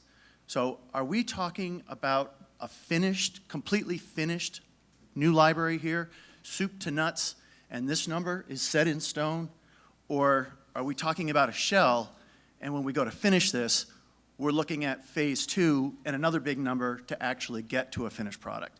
Because I do think when we get to the next article, I think they're presenting a fully finished product, and I want to make sure that we're all talking apples to apples here when we start to try to look at this. Hank, I just want to clarify, that question was not to this amendment, that's to the original article, right? Yes, that was to the original article. Okay. Do one of you want to answer that? Yeah. The design you see, except for the furniture, which shows furniture in the building, all the walls, all the finishes, everything is costed in that. The point is, since nothing is built yet, the design-build process allows changes to be made as it's being done, because nothing is built. The building itself is costed. The inside is costed. But we're not going to buy furniture. That wasn't our desire. So you would walk inside and see everything finished, carpet, walls, windows, brand new, move in, bring your furniture. All the electronics, sprinkler systems, gas, heat, electricity, air conditioning, brand new move-in house in the cost. And it's been bid by 3 contractors. And Mr. Ritchie, you concur? And just out of curiosity, how many libraries has your firm built?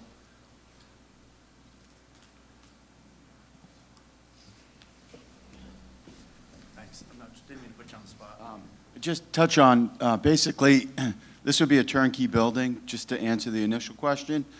I think the confusion is that we've got a bid that we submitted with a contingency, and if a wall's here and through the collaboration process, somebody says, we'll move it a foot, it's fully front, it's got all the flooring, all the ceilings, the sprinkler, et cetera.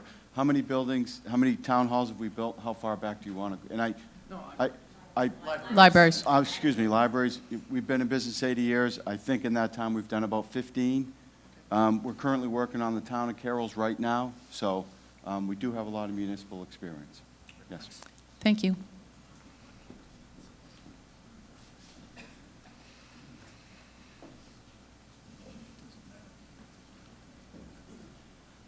Thank you, Madam Moderator. I'm Rick Stanton, 108 Walnut Ave. I would like to come out in support of this amendment to amend Article 9 as a compromise. I see that the real benefit will be the folks of the town that will get a library sooner rather than later. One article has a greater likelihood of getting the 60%. And 2, I think this may be the first step in trying to heal the definite division in town that we see between two sides of this issue and perhaps many others. So I am going to support this amendment. Thank you, Rick. George?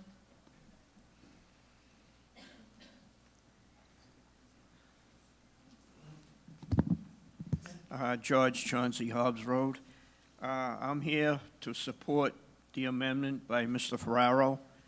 I think one of the benefits of having the library design the building is they have hired an architect. Now, this architect has been working with the town for years. I was one of the members of the committee that vetted the process to hire an architect. We had, I believe, between 5 and 6 firms come in that have built libraries in the past. We chose him as the best of the group. He has worked with this town for years. He knows the buildings. He knows as much as we do to the process that we've been through and the frustrations we've all been through. And one thing I have to say is Article 10, the design of the building, a rectangular library is not a good design for a library. The line of sight. You have your librarians who work from a workstation. They need to be able to see everything that's going on in that library, especially when you have children in the building. And the library has really vetted their design, and they can move that over onto the homestead. I think it's something we should really look at. And I really appreciate the fact that maybe we're finally getting to a compromise in this town that we can all live with. Thank you. Thanks, George.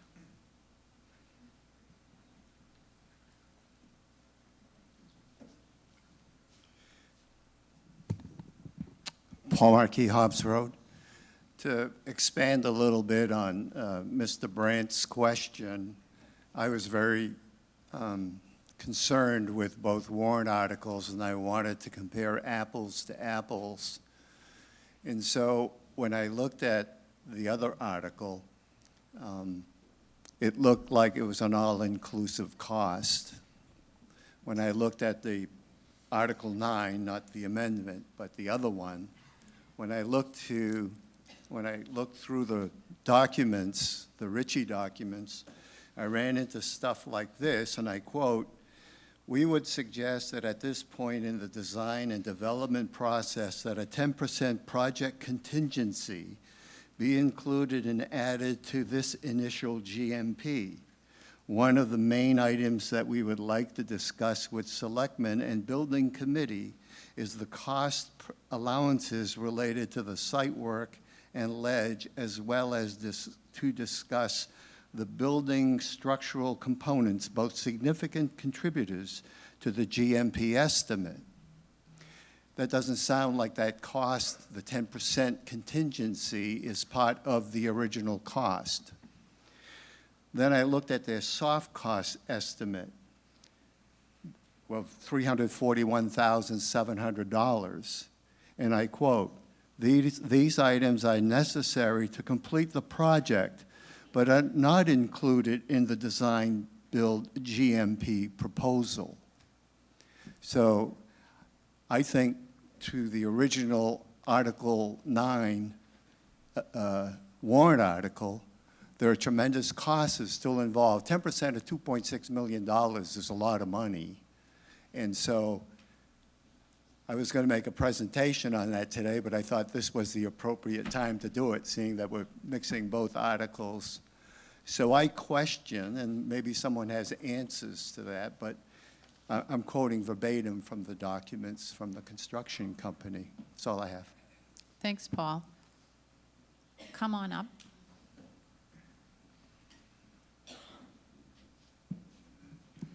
Amy Levy, Exeter Road. Regarding the original Article 9, I am in favor of having librarians involved with the design. However, I didn't hear the square footage, and I think that's important to be able to compare Articles 9 and 10, since we know what the renovation is. Can you tell us the square footage? Ours is 10,500 square foot. Theirs reduced by 500 square foot to something less than what it was. Thank you. Susan, do you have the total square footage?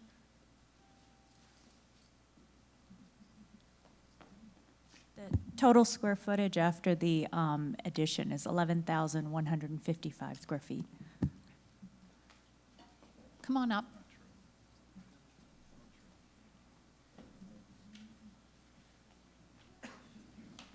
Hi, my name is Allison Roby, 104 North Road, and I have lived in town for about 40 years, and I would like to piggyback on what Mr. Raymond had to say of how discouraging it has been over the past many months to see the divisions in our town. I am sorry that we got to this point, not exactly sure how it happened, but everybody dug in their feet and it became a very unhappy situation. I served as a library trustee back 2008 for several years, and I can remember first going when I was elected to that position. I went to a workshop in order to kind of try to get up to speed on the role and responsibilities of the trustees. And I have some questions about the way this Article 9 has been presented by the Select Board. My understanding is that it is the library trustees' responsibility to make the decisions regarding additions, buildings, and a lot of other things that have to do with the library, not the job of the Select Board. Now, I would like to be, corrected if I'm incorrect on this, but I do know that for many years, the trustees would put on the warrant the request for funds to go into a reserve fund to be used at a later date whenever additions or buildings would be put forward by the trustees, and that was okay. But now I'm understanding that the Article 10, Article 10 had to come before the public by a citizen petition, and I have questions regarding that. I guess I need clarification, if anybody has complete clarification on whose responsibility it is to make decisions on behalf of buildings and other things regarding the library. Since we're still on the Amendment, yeah. to Article 9, I'd like to try to close out the amendment to Article 9. Okay. Can I add one more thing? Yeah. Article 9 is the Select Board's article, am I correct? My question is, does the Select Board have the authority to put forward an article that is taking over the role of what I thought was the trustee's role? If I might, while still talking about the amendment, if the amendment passes, that answers your question, because Article 9 goes away as written, and this would answer your questions. If the amendment fails, then your questions will be germane to talk about Article 9. And we've been speaking for at least an hour and a half, and I'd like to call the vote. I think we're just about ready. Okay, Rick. Yes, I'd like to make a motion as we have presented you the paperwork of the list of 5 registered voters to have the question secret ballot. There was request that this amendment be voted under secret ballot. I'd just like to make sure that the 5 people are here. So if you could stand up when I call your name. Martin Tavidian, Judy Day, Arthur, I know you're here because I saw you, so I know you didn't sneak out. Nancy Monahan, I know you're here, and obviously, Richard, you're here. So we're going to be, everyone can see the amendment here, so I'm not going to read it again. We're going to be voting on this article. If you vote to amend Article 9, it will read as presented behind me. If you vote no, then Article 9 will stand as is. You can go to the back of the room. If you haven't checked in yet with registration, you should check in now to get your voter card, and then you'll get a piece of paper so you can vote yay or nay. You'll bring your piece of paper up front here, and you'll drop it in one of these 2 ballot boxes that I'll have right here in front. Okay, any questions about that? I can't hear you, I'm sorry.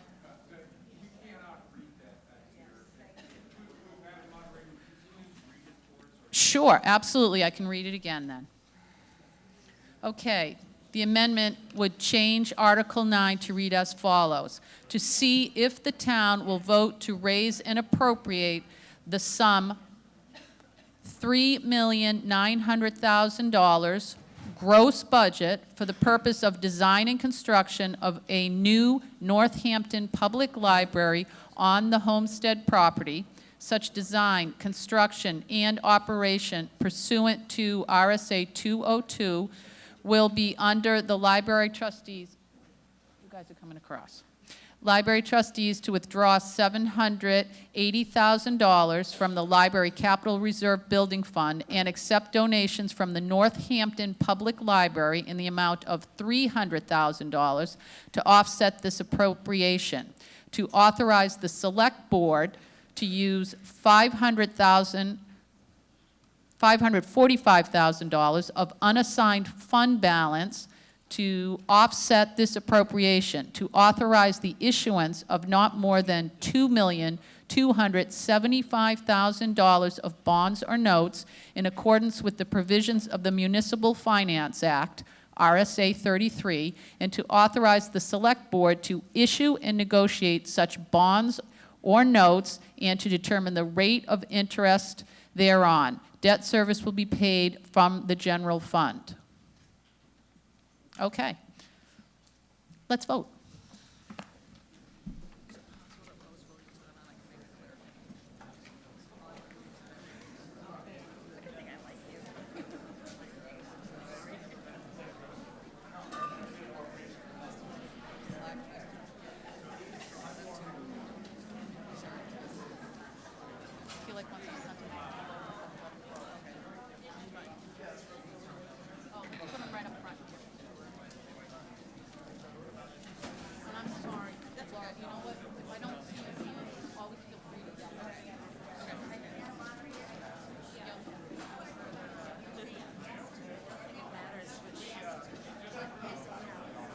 Okay, if you vote yes, you'll be approving the amendment. If you vote no, you'll be leaving the article as it stands.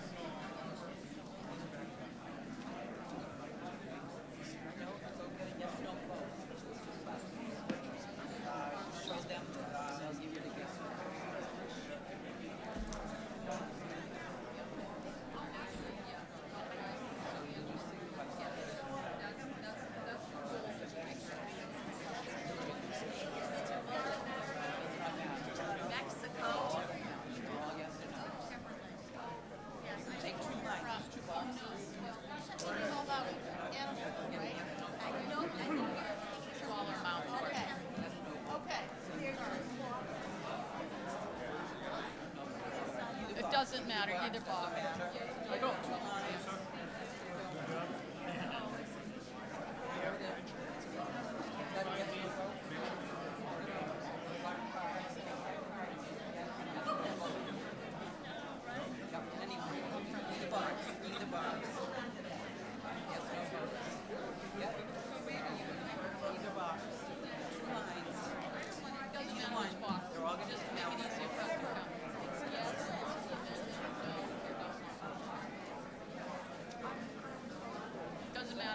boxes. We're gonna count both. Just mark it yes or no, and stick it in. Doesn't matter which box, either one.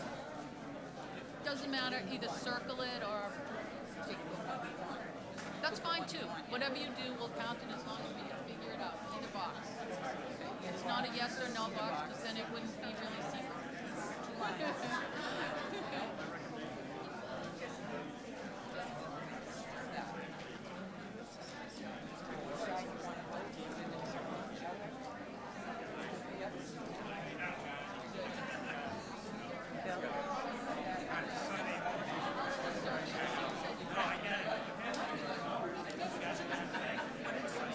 You said you have to rip. I said you could circle, but you can, as long as we can figure out how you're voting, that's good.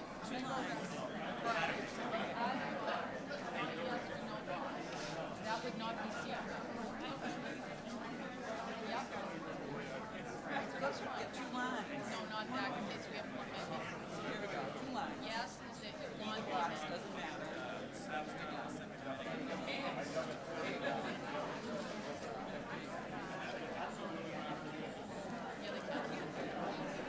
Absolutely.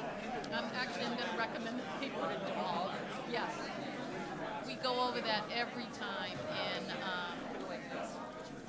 yeah, you can absolutely zero it out. You just can't get rid of the intent of the article subject, which is so stupid. Because to me, you zero it out. We've gotten rid of the subject. I think, but yes, actually, there's even a court case that and they verified that a zero is fine. Right. They've been training us on that.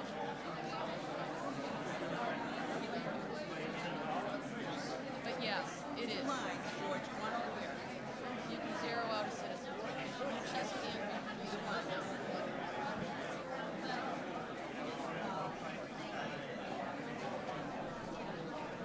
But it is.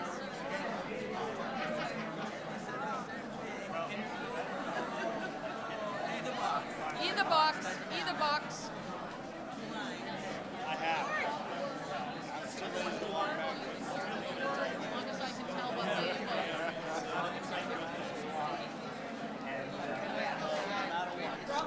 your card. Yeah, I hope so. I figure if no one puts a chair over anyone else's head today, we're good. That's why we have one. Don't look. Don't look. No, it doesn't matter which one. Me and you. I don't have anyone that's considered like here. No. Okay, has anyone not voted? If you haven't voted, get up here.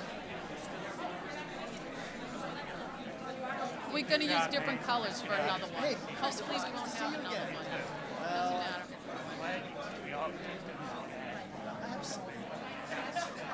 Doesn't matter. Doesn't matter.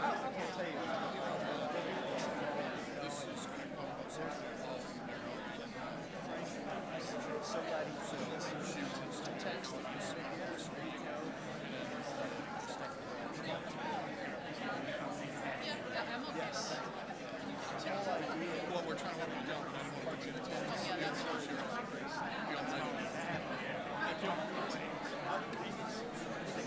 Either one, circle or tear it. Just so that we can figure out what you want. Either side. Either side, Larry. Doesn't matter.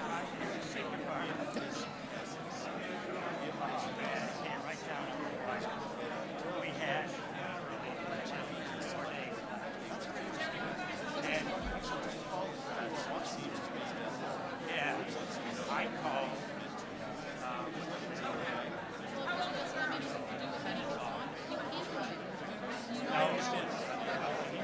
Yeah, it doesn't really.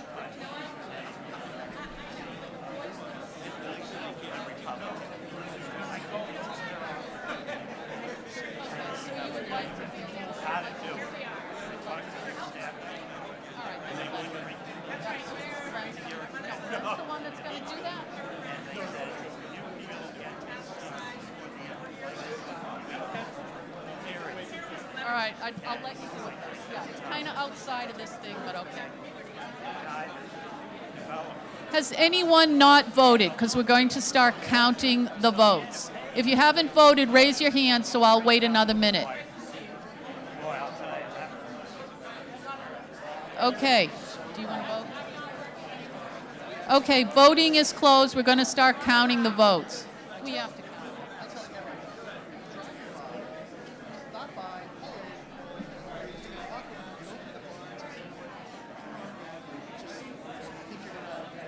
It's a work in progress, we're not there yet, but it's.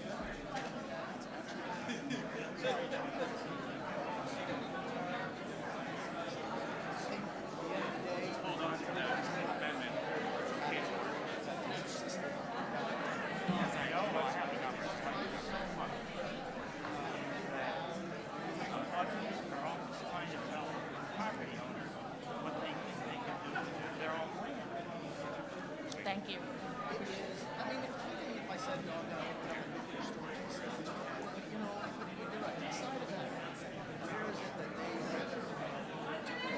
I was gonna put 500 page right up, probably, you can see where you go there, it's not a better spot, what I'm just, you know, you're right. It is.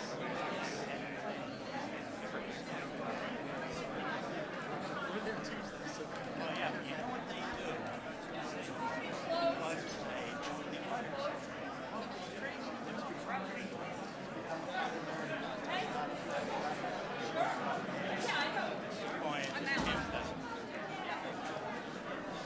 Well, I'm just going to go. What do you think? What do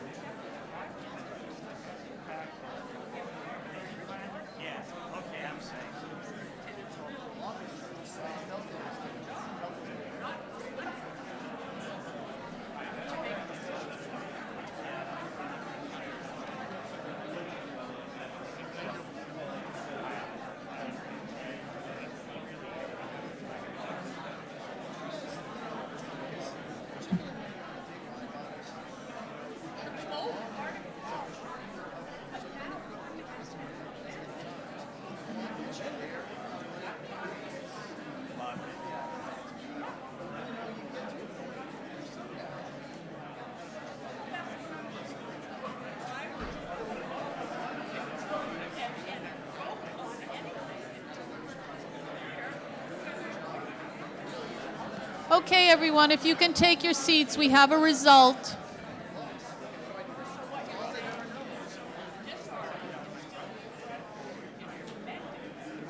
Okay, everyone, let's take your seats because we have a result.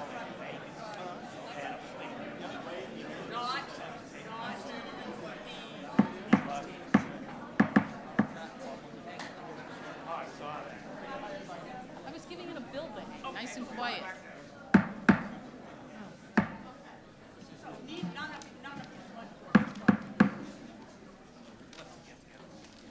Okay. Okay, motion passes 103 to 10.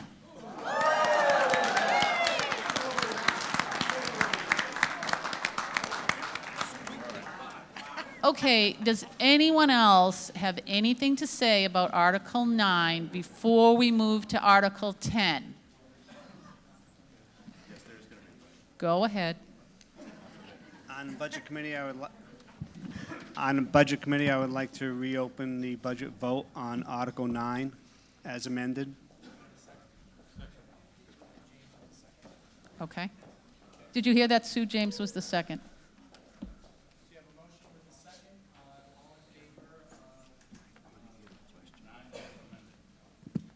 So all in favor of approving Article 9 as amended, please raise your hand.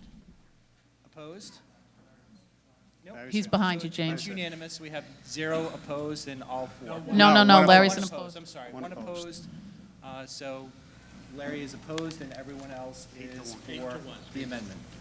Okay. Okay. That's super. Okay, go ahead. Emily Creighton, 32 Post Road. Emily, closer to the microphone. I have some concerns about the 3.9 million.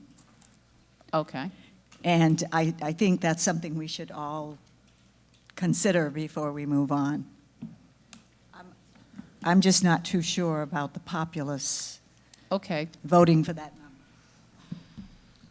come on up.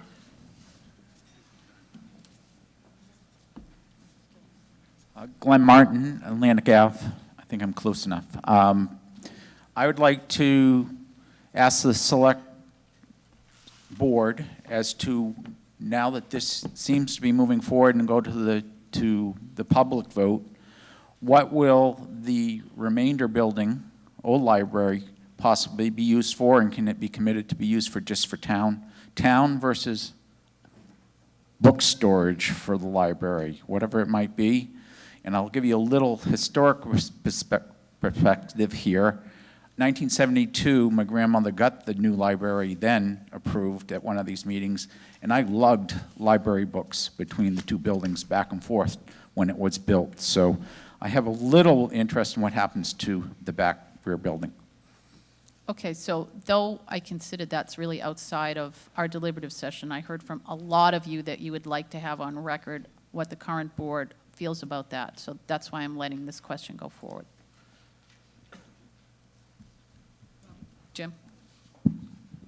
Thank you for the question. I'm not up for election, so I can say that I would consider the highest and best use of that building.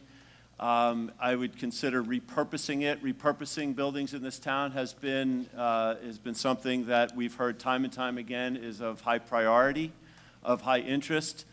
In order for, and again, this is just me speaking, in order for the town to continue to move forward with a responsible plan for building maintenance, it still seems responsible to repurpose that building as town administration. And so that would be, as soon as the election was over, I would want to have a meeting with the select board to discuss how we could repurpose the existing building, and I would not want it turned into just 4 walls to, do nothing. I hope that gets some answer to your question. Laurel, you had a question? Yes, I wanted to address Emily Creighton's question about the $3.9 million. Not on it. Sorry, I wanted to address Emily Creighton's question about the $3.9 million. The main differences between this budget or this amendment and the previous article is that we are spending $196,093 more out of the undesignated fund balance. So that will not affect the tax rate. We are also getting 200,000 more in donations, so that will not affect the tax rate. The tax rate is the same on this amendment as it would have been for Article 9. Thank you, Laurel. And I think I have a comment from both Larry and Kathy in regards to the repurposing of the building. Do you want to go first? Kathy Kilgore. In regards to what will, actually hadn't even really considered this at this point, to be honest with you, and I am up for reelection. It is something we're going to have to look at. There is a possibility it could be repurposed for town offices. I also have seen over, since 2016, different estimates in regards to what that would look like as in what cost to the town to repurpose that. There's questions on, yes, right now, the use of that building is a library. The change in use to town offices is a change in use, so does that start all the requirements on bringing up the building to code? I think, we talk about, it just needs to become ADA compliant, but there may be other requirements we may need to do. So if this passes, and I hope it does, because somebody needs to move, and the library has seemed like it's been ready to move. We'll have to sit down and figure out phase 2, phase 3, and maybe a phase 4 for the town, and work with everyone. Again, everyone needs to be involved in this process. Everybody has to have a voice. So I'm hoping that all the boards, all the townspeople can work together to decide what the next step is for the 1972 library building. Larry? I'm not running for reelection, and once the library, if this passes and the library gets built, as soon as they leave, the town will bring its employees from above the police station, move in there, and the lights are on, heat works, air conditioning works. It's a ton better than where they are now. So and I wouldn't ask for anybody's permission, I just do it. Thanks. Okay. Eddie, did you have a comment? Just a request that the number of selectmen that are for and against will be added to the article, and also the budget committee and also the trustees.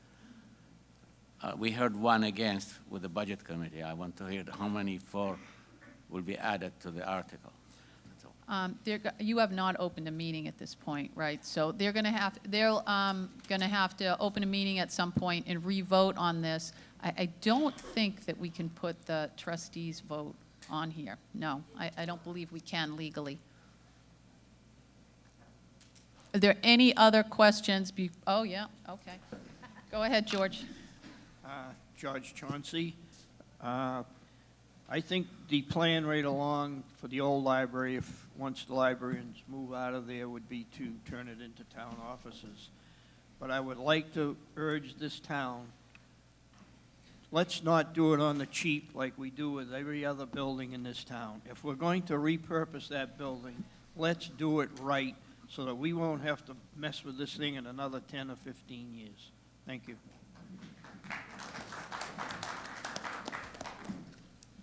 Kelly Parrott, 2 Garrett Drive. I would, just in regards to adding whether it's recommended by the trustees, in previous years, when we had the town campus initiative, we had the trustees, whether or not they were in favor of it.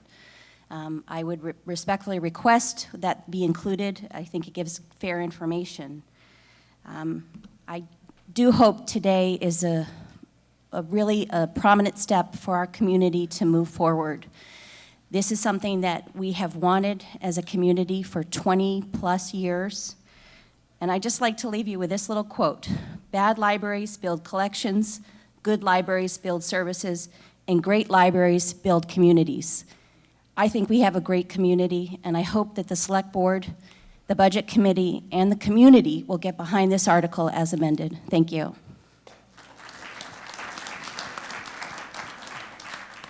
Okay, I'm thinking that's it, and we can actually move this article as amended to the ballot. Okay.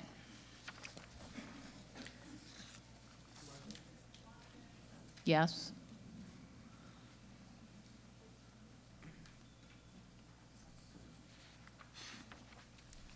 Glenn Miller, 83 South Road. Can a motion to restrict reconsideration be made on You this could vote? make that motion right now. I would like to make that motion. There's lots of seconds here. Anybody want to comment on that before we vote on it? All in favor of restricting reconsideration on this article?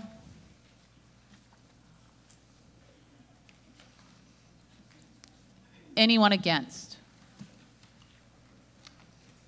Motion passes unanimously. Okay, let's move on to Article 10, expansion and renovation of the public library building by petition article. Kathy, can you make a motion to put it to the floor? Yes, Madam Moderator, I move to place the Article 10 on the ballot as read. Second? Jim? Oh, second. Okay. Susan, do you want to come up and speak to this article, or are you ready for a possible amendment on this article? Okay, Frank, why don't you come up with an amendment to this article? I just know. Yeah, I said something before. Oh my gosh, I left my glasses. Well, I think I can do this. Madam Moderator, I'd like to amend Article 10 to change all of the dollar amounts in this article to zero, and I have written here. It would change the $3,354,000 to zero gross budget. Now it's gone. I thought you were reading off of that. Well, I was. No, I don't. I have my yeah. I can reread it. Bill, I'm actually going to put you on the spot and ask you a question. Do we need to have at least $1 in the removal of funds from the library trustees' capital reserve fund to make sure we don't hit? It can be zero. It can be zero? Yes. Okay. Yes. That's the one All thing right. that the court said. So, Madam Moderator, rather than me get my glasses, would you want to read? I'll read it. Thank you. Upon petition of at least 25 registered voters to see if the town will vote and appropriate the sum of $0 for the purpose of an expansion and renovation of the North Hampton Public Library and all related activities necessary for said construction, to authorize the issuance of $0 of bonds and notes in accordance with the provisions of the Municipal Finance Act, RSA 33, and to authorize the Select Board to issue and negotiate such bonds or notes and determine the rate of interest, maturity, and other terms thereon. Debt service would be paid by the general fund. 3/5 ballot vote required. Does anyone have any comments on this? I so move. Second is James. Does anyone have any comments before we vote on this? Rick, you don't want this, okay. Bill, did you have a comment over there? No? Okay. All those in favor? All those opposed? Motion passes unanimously. Phew. Madam Moderator, I'd like to make a motion to restrict reconsideration. Okay, there's a motion on the table by Laurel Pohl to restrict reconsideration. Is there a second? I'll second. There's lots of seconds. So we have one by Kathy and one by James. All those in favor? Any opposed? Motion passes unanimous. Oh, wait. I want to ask a point of order, sorry. Yep. So for the previous article, will it be on the ballot with the recommendations by the Select Board and the Budget Committee, or will those need to be reopened in a second meeting? They'll be revoted. So are we restricting to allow that modification? No. They can do that anyway. Okay, I just want to make sure that. Yeah, no, they can still do that.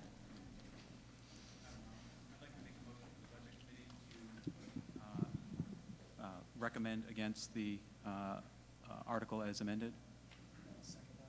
Okay. Wait a second. We want to, Yeah, so you have to move to recommend, and then, okay. Yes. So all in favor of the motion to recommend Article 10 as amended, please raise your hand. no, Opposed? the other way. And one abstention. Frank, did you vote? Frank? I'm confused. I thought, so we're whatever, Okay, so we need to take a re-vote real quick. All in favor of Article 10 as amended, please raise your hand. All right. So we have one abstention. Yeah. Sue, did you get that? Okay. Okay, that was exciting. All right, let's move on to Article 11, the operating budget. Can we have a motion to move that to the floor?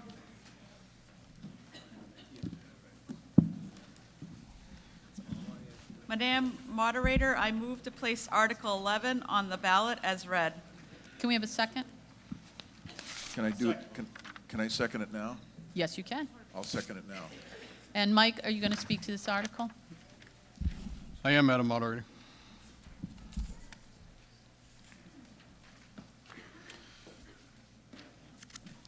The fiscal year 2020 budget was $7,161,370.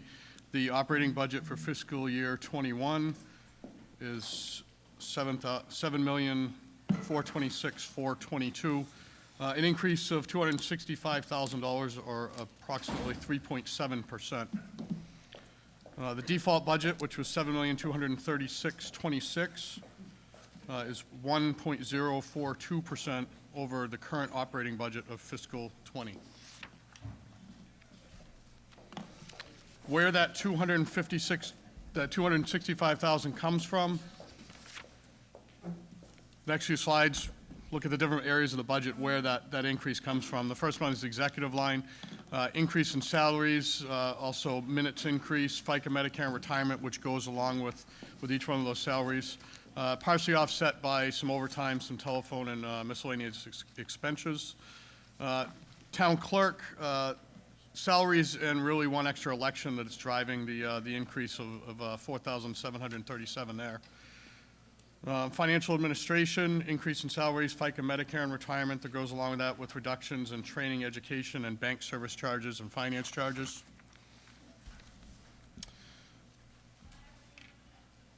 Data processing, Portsmouth Computer Group, PCG, who handles all our computer aspects for the town, has come up with an increase this year in that contract, and that's $6,500, and that's what you're seeing there. Slight increase in property valuation. Legal line, minus $5,000. That was done by a $7,500 taken out of the general legal line and a $2,500 put back into code enforcement. So we end up with a $5,000 altogether savings there. Personnel administration, $16,992. Generally, what we're looking at there is health insurance, not only the GMR that came back for 7% this year, but also the fact that we had an employee that, the previous employee that held that position was a buyout, and this employee changed and is now taking insurance. Planning and zoning, savings of $4,309. Mainly, we did this by current spending trends. We looked at what we spent over the last 3 years and said we had this money budgeted that we haven't used, and we said, so we'll take that out for right now. General government buildings, custodial salary, mainly because we're not using as many hours as we were before to clean the buildings. Also, heating oil and propane, we're expecting a savings because we changed over to natural gas with the new line that's come over in the fire department, and we're looking at changing other buildings. Cemeteries, increase in salaries, FICA, Medicare that goes along with that. The biggest thing you're seeing here in cemeteries, which makes a difference, is the cemetery crews are going to be doing work at the cemetery, and instead of paying other crews, they said that they could rent equipment and lease equipment temporarily in order to do that work themselves. So even though we're seeing an increase here, what we're really seeing is a savings because they're availing themselves in the work that they can perform themselves without having to hiring somebody out that we have to pay for labor on that. Insurance, $14,377. That's an increase in workman's comp and property liability insurance, and as well as long-term and short-term disability. The GMR came back at about 8% for workman's comp and 9% for property and liability, so that is inside this budget for those increases. Police, $117,602, mainly increase in salaries and overtime, some for training. I know that looks like a big number, but I'd like to take a second to explain this on the police side.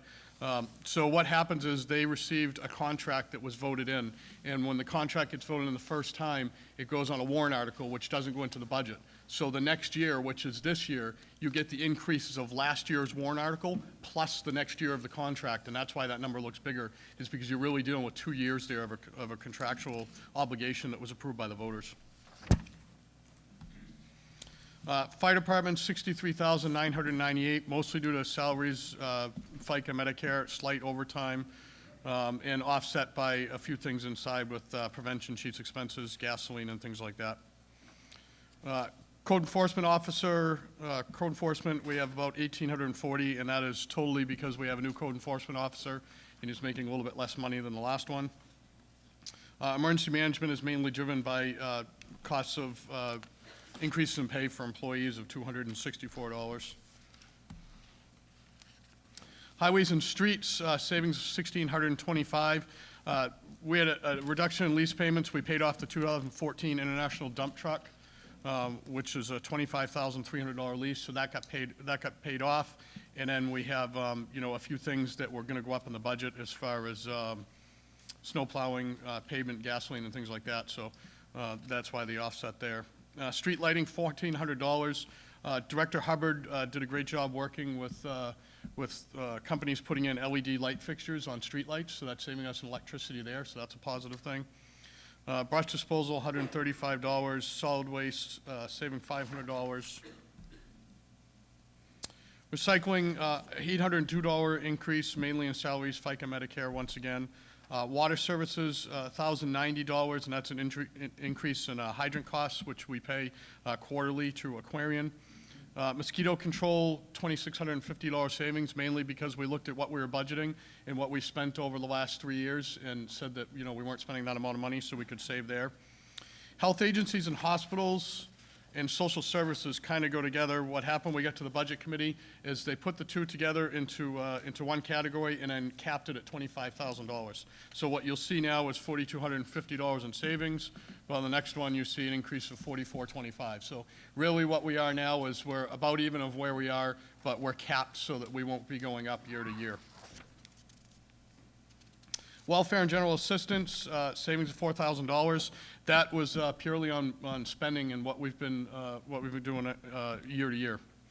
Parks and Recreation, $968. That was some maintenance that we had in the budget for Dearborn Park that was completed, so we didn't need that anymore. Public Library, $21,675. That was an increase in salaries, FICA, Medicare, mainly for those employees. Agricultural Commission, consistent with spending, we saved $500. Conservation Commission, same thing, $674, consistent with historical spending. Economic Development went up $999 for surveys and different things that the Economic Development Committee has been working on. Debt service principal went up $10,000. Debt service principal and interest is what we pay on outstanding bonds that we have for the town. Right now, we have 2 bonds for Northampton Forever. One getting done in 2031, one getting done in 2037, and then a highway garage bond, which is done in 2027.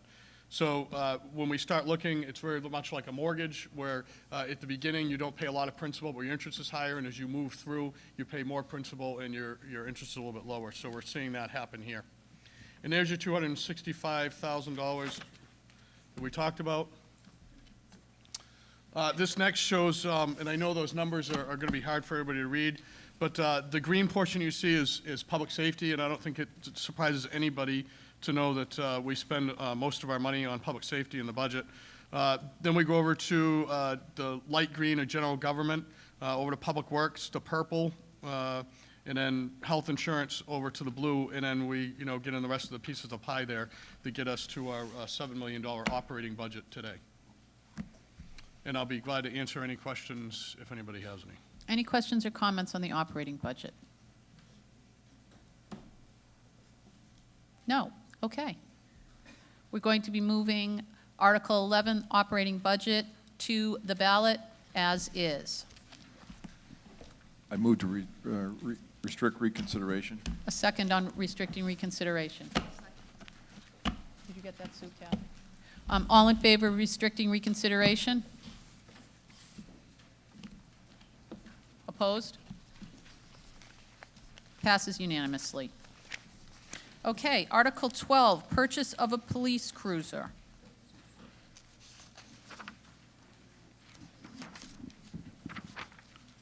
Madam Moderator, I move to place Article 12 on the ballot as read.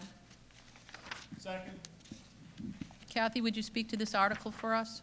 I will speak to this article. I'll start with the article,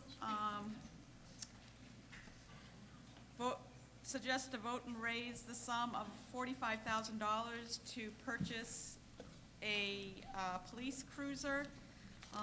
That will not, and it's suggested that it does not come out of taxation, that it'll come out of the fund, the detail revolving fund which the fund balance of that is $113,517.67. This will replace, it will replace the oldest vehicle in the fleet, which is the Crown Victoria that currently has about 80,000 miles on it. Just to give you perspective, the industry standard is to replace the cruisers at 80,000 miles in idle hours. Any comments, questions about this article? Okay, Article 12 will move to the ballot as written. Move to Moving- restrict. Second for restricting? All those in favor of restricting reconsideration? Anybody opposed? Okay. Passed unanimously, Sue. Okay, moving on to Article 13, which is the purchase of another police cruiser. Madam Moderator, I move to place Article 13 on the ballot as read. Second. Kathy, is this the same, or is there anything else on this one? This is same. You might be asking why there's two cruisers on the same ballot for replacement. The next to oldest vehicle in our fleet is an SUV, which has 85,000 miles on it. Again, this will be funded out of the detail fund, so there'll be no increase to taxation as proposed. And I neglected to mention in the first one, this is according to the Capital Improvement Committee's schedule for replacement. Okay, any comments or questions on this one?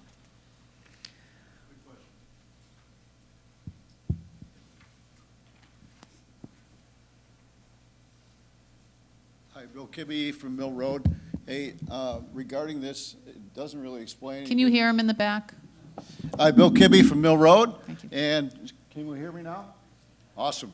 It doesn't explain it here if this is the Closer. cruiser or if this also includes the radio and communication equipment or any upgrades that may be needed, computers in the vehicle as well, or will that be additional to the budget? This is an all-in number. It will be completely outfitted as it needs to be put out onto the road. Okay, thank you. Thank you. Any other comments or questions on this second police cruiser? Okay, Article 13 will move to the budget as written. Moving on to Article 14, replace fire. Moderator, Go ahead. I move to restrict reconsideration of Article 13. Sorry, I went ahead too Second. fast. All those in favor? Anyone opposed? Okay, motion passes unanimously. Now moving on to Article 14, replace fire and rescue ambulance. Madam Moderator, I move to place Article 14 on the ballot as read. Second the motion.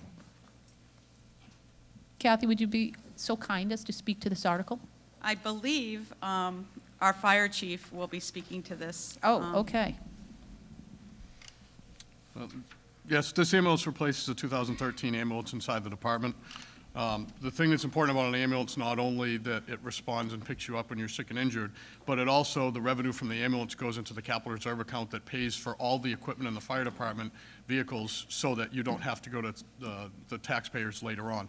So if the ambulance goes down for any particular amount of time, the last time it was out of service for any amount of time, I think it cost us about $35,000 or $40,000 in today's dollars because of missed calls, because we have to use mutual aid ambulances for that. So we do have a schedule. It was approved by the capital improvements plan, and we'd like to replace this ambulance.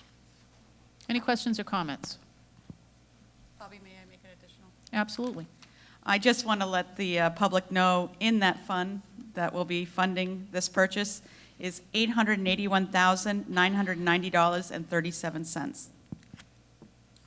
Okay, Article 14 will move to the official ballot as written. Move to restrict further consideration. All those in favor of restricting reconsideration? Anyone opposed? Okay, that passes unanimously. Moving on to Article 15, road surfacing. Madam Moderator, I move to have Article 15, road resurfacing, placed on the official ballot as presented. Second the motion. And Jim, will you speak to this article? I will. This is an annual request that we get per the due diligence of our Director of Highway, John Hubbard, and his team. This was included in the capital improvements plan, which was approved, and the annual road maintenance, as seen there, will be $260,000 with $30,000 coming from the Municipal Transportation Improvement Capital Reserve Fund. What some people ask when they see this is, which roads are you going to be resurfacing? And while that is spelled out in the capital improvements plan, the intention being Spruce Meadow, North Road, Appledore, and Boulder Lane, it's not considered in the warrant article so that Director Hubbard has the flexibility to maybe address a road that he needs to address rather than be bound to what's in here. You never know what might come up due to natural disaster, God forbid. So we would hope that you would support this article. Any comments or questions on this article? Okay, Article 15 will move to the budget as written. Move to Move to the ballot. Move to restrict further reconsideration. All those in favor of restricting reconsideration? Anyone opposed? Okay. Go ahead.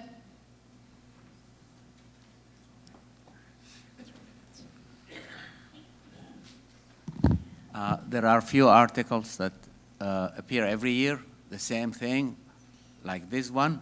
Why aren't they included in the budget rather than as addition? We're paying for the capital improvement fund anyways. It's taxed.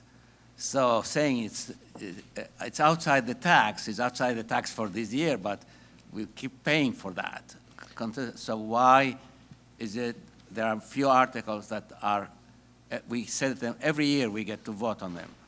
Why not just include it in the budget and take it out of the capital? I'm just going to close the motion to restrict reconsideration. Just finish that off, and then you can answer that, Larry.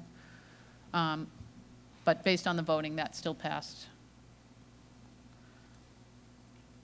Go ahead, one of you. The answer to your question is the funding for resurfacing comes from the gas tax, which is variable.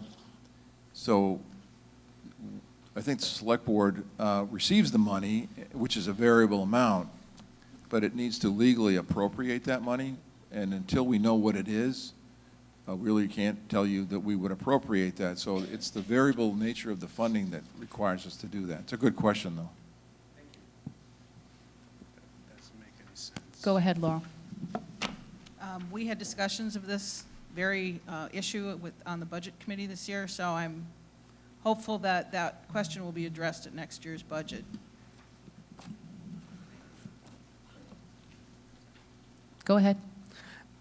I thought that the variable gas tax that we received, there is a small amount in our operating budget. I'm not quite sure if the figure is 50,000 or something like that, and I thought that that was in the operating budget, so we could receive the gas tax. Is that not correct? I'm getting a no. Ryan, do you have anything else on that? you want to repeat the question? Yes. Why do we have resurfacing in a warrant article and also resurfacing line item in our operating budget?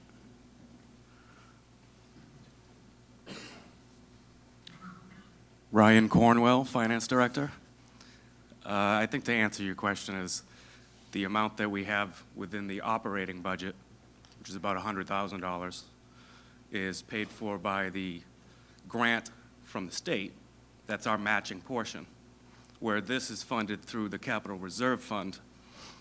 So rather than put it in the operating budget and then come up with the estimated revenues of $30,000, we've decided to have it separate so that if it wanted to be voted for whatever reason, people wanted to vote it down, they could vote it down separately from the operating budget. And I think there's some fear if we add it to the operating budget, it's going to give this false increase. You're immediately going to see what looks like a 3 to 4% increase in the operating budget. And if people aren't informed, that in itself could be the reason why it doesn't get passed. Okay, thank you, Ryan. Okay, moving on to Article 16, replace DPW backhoe and loader. I move Article 16 be placed on the official ballot as presented. Larry, will you speak to that? Yes, I will. Thank you, Madam Moderator. So in this Article 16 approaches the need to replace a piece of highway equipment which is dated 1998. And in this case, it's a backhoe loader.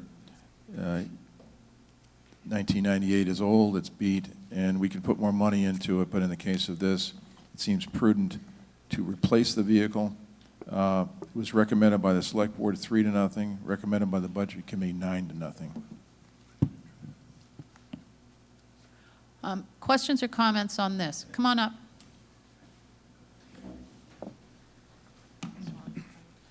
Scott Baker from Squire Drive. This is a relatively minor comment, but I would like to suggest that we make a modification to this article to eliminate the word lease so that we change the language to say enter into a purchase agreement, and then secondly, where we talk about the purpose of purchasing, that we include that word purchasing instead of leasing. And the reason I bring this up is we have roughly $2 million in our piggy bank, our unassigned funds, and those funds earn virtually nothing. They earn less than 1%. I'm going to ask you to get a little closer to the mic. Okay. So we have roughly $2 million in the bank, which earns roughly nothing. And if we lease a vehicle, there's an inherent interest cost associated with this. I talked to Director Hubbard about this. That would be roughly 4% per year. So we are essentially paying interest expense on something that we don't need to. So if each of us had $2 million in the bank and our savings account earning nothing, we absolutely would not purchase a car by financing it and paying 4% interest. So I just make a recommendation that we change the language here to eliminate the word lease. Okay, so you are making a motion to change the word from lease to purchase, yes? Correct. Is there a second to that motion?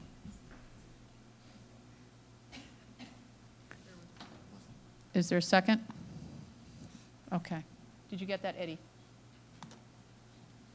Okay, so we have a motion on the floor to change the article from lease to purchase. So can I ask for comments related to the article going from lease to purchase? Can we just get in line so that we go one after another on this? No, I wasn't talking to you, Phil. Sorry about that. Okay, I I was talking to actually Frank. was going to make essentially the same motion. I mean, given the amount of funds we have in the unexpended fund balance, or whatever it's called these days, I don't see why we would lease this when we can purchase it for $125,000 outright and not obligate a $25,000 per year increase in the operating budget in each of the following 4 years. Just pay the price now. All right, then I just want to clarify a point here, because Scott, I thought you were making a motion just to change it from lease to purchase, but the motion includes a change from lease to purchase and that it comes out of the unassigned funds. Is that correct or not, Scott? My comment about Scott's amendment would be that I think you would have to make it clear that you're not just purchasing it for $25,000, you're buying the whole thing for $125,000. Correct. All right, so why don't we, I need that, I got to have this thing in writing because I'm not sure what it's going to look like. Yeah, can I get it? I don't even know what I'm looking at right now. Can I have, Scott, can you come up here and you can work it here so I know exactly what your motion is? Walk up to me so I know what it's going to be. So do you have this as, to see if the town will vote to authorize the select board to purchase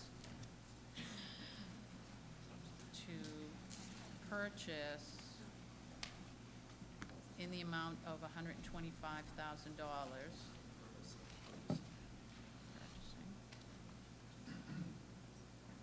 And equipping backhoe loader. Well, you have to have a way to fund it.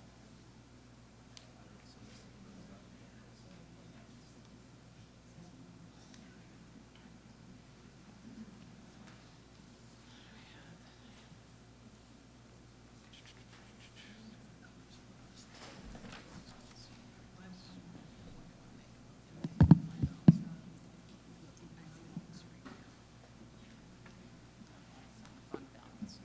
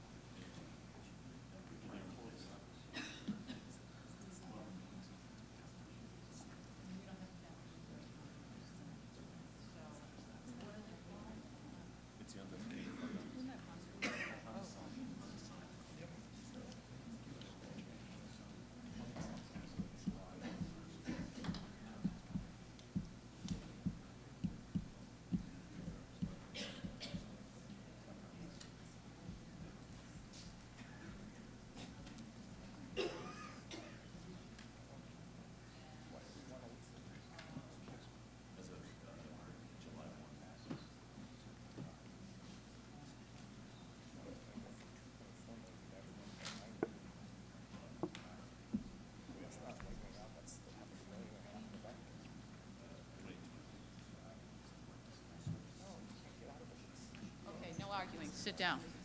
Yes, you can, that's the way they're written on these, but that's different. All right, so Scott, I still need you to make sure I've got your amendment right. So you're changing it to see if the town will vote to authorize the select board to purchase in the amount of $125,000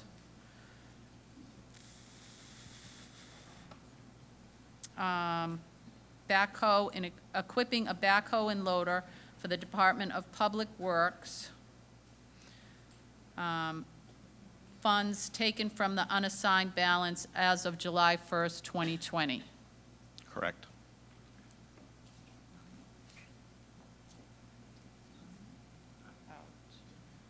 Yes, you'll all get to speak to it once we second it. If I could just comment again very quickly. Excuse me? If I could just comment again very quickly. No? We don't even have it on the floor yet. So do I still have a second from Eddie? Okay. Can we let everyone else speak first? Frank, go ahead. Yeah, Frank Ferraro, Post Road. I believe the Budget Committee talked about that kind of change, and we ultimately came down to leaving this like it was. And fundamentally, I agree with Scott on if you can pay for it, not incur the interest payments over the several years. However, amended Article 9 cut $545,000 from the unassigned fund balance. The numbers that the Budget Committee was given showed that estimated at the end of fiscal 19, which was the end of last June, we had about roughly $650,000 above the rainy day fund goal of 8%. There are other articles that are going to be drawing from the unassigned fund balance yet to be discussed. And I think if we put this $125,000 to be drawn from the unassigned fund balance, we then start cutting into the 8% goal for the, I call it the rainy day fund. It's money that we should keep on the side in case of emergencies. So I would respectfully disagree. Plus, I was told, and I unfortunately was talking to Ryan, the beginning of this would have to say, to see if the town would vote to raise and appropriate that money, not authorize the select board to do that necessarily. And if Thanks, it's changed, Frank. it wouldn't be through taxation, it'd be from the. Thanks, Frank. I think there was a, Laurel? So I want Ryan and Frank to keep me honest here, but I've got the undesignated fund balance analysis up here from Ryan. So keep in mind that this year's undesignated fund balance is... Can you hear in the back? Sorry. So keep in mind, the undesignated fund balance is currently an estimate because we haven't finished the audit for this year. So there will be, this is short the money that's going to go in at the end of this fiscal year. But the total undesignated fund balance that is estimated for 2019 is going to be $1,109,000. I'm sorry, that's the minimum balance. The unassigned fund balance is $2,394,832, and the total in warrant articles that are using the undesignated fund balance this year are $635,000. Does that sound right? 525 for Article 9, it's 100 for the building fund, it's 100 for another one. There's Yeah, 545, 50, 10,000, 30,000, that's $635,000. We're missing 100,000 for the town building fund. Ryan, any chance which you know warrant the article? total over there? 18. What did Ryan get to? Ryan That's Cornwell, coming from Finance Director. taxation, I thought. Okay. So prior to this article, if this is not amended, we'll be in the ballpark of $1.575 million. That's what would be remaining in fund balance. 735. That would be just south of 7%. If we end up funding all 125,000 from here, we'd be about 1.45 million, which would be very close to 6%. Okay, and what's the recommended percentage? The recommended is 8. Okay. The minimum is 5. Okay. So we would, in either scenario, we're between the minimum and the target. Okay, thank you. Any other comments on this amendment as proposed? Come on up. Sean Dione, Grandview Terrace. I know we covered this a few years ago when we were talking about leasing the vehicles. Wasn't there a tax advantage to basically paying for them to the town over 4 years? Because I questioned the leasing to a purchase in one of the municipal vehicles back then. So we would be losing any tax advantage to actually doing the lease process over the, so nothing at all, okay. Nothing? Do any of you have a comment on this? Well, one of the answers, thank you for the question. One of the answers can be, one of the advantages to lease, and we've seen this unfortunately in the police department, due to the very nature of what they have to do, we've had a number of crashes with those vehicles or where vehicles have been damaged. The lease allows us the opportunity to take advantage of warranties or replacements of vehicles. You can understand, they're in a high-speed crash. So if we purchase it outright, then we're on the hook. God forbid we need to replace that vehicle. This lease option gives us the ability then to get out of one of these if we need to, if we can do replacements. And there have been, I think, 2 or 3 vehicles over the last 3 years or so, where unfortunately they've been the subject of damage, which would have otherwise put the town at some financial risk. So purchasing outright does save money. Yes, I agree, but the advantages to the lease are greater. I hope I answered that clearly as mud. Any other comments or questions on this?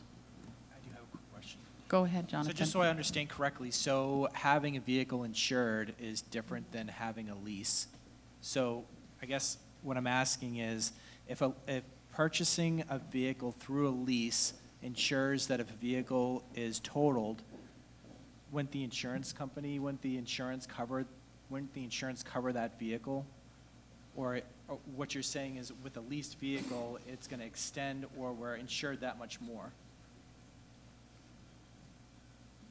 You need to talk into the microphone, Jim, even though you're really loud. I might look to our town administrator for a little more detail about how the insurance covers that, but of course, with the lease, we don't own it yet. So, Mike, do you have a little bit more clarity, and would you accept the answer coming from the town administrator? I'm not sure I have much to add on that, other than our vehicles are actually insured to the property liability as a group amount. So we take all the vehicles and insure them. We do use insurance in the event that a vehicle like a cruiser gets in an accident to make up the difference, although there might be a financial difference of what the lease can offer us comparatively to what we would be buying that new vehicle at, because you're already in that agreement. But I'm not sure about that.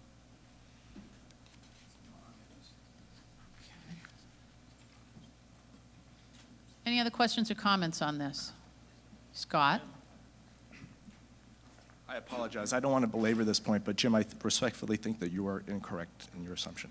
If we have a police cruiser or any other vehicle that we've leased, we've got an obligation to rectify any damage to that vehicle before returning it to the company which we leased it from.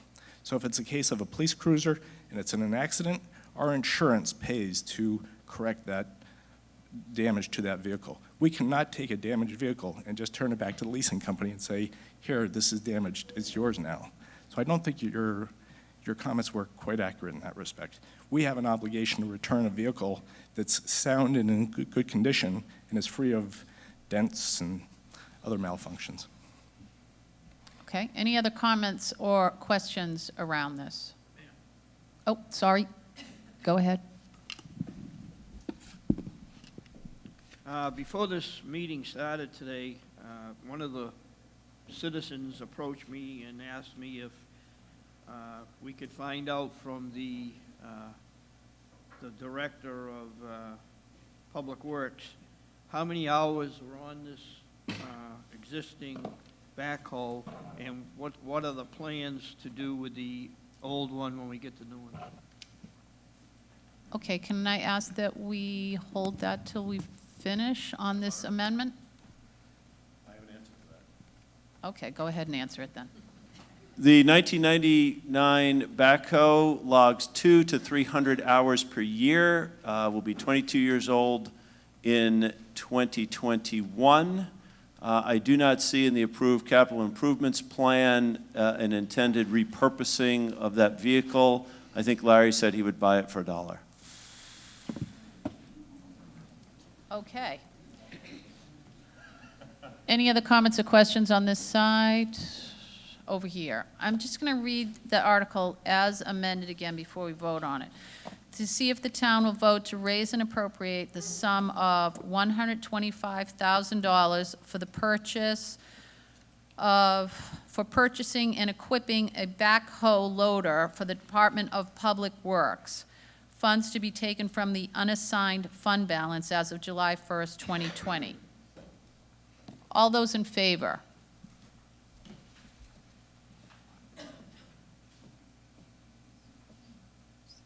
Okay, don't before after I've counted. Okay, all those in favor, put your arm up and hold it up for a second so I can count.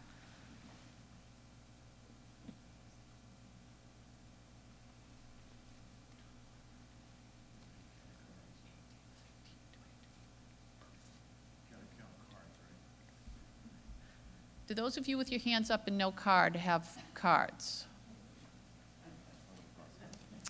Thank you. What about 24? Okay, all those against, opposed?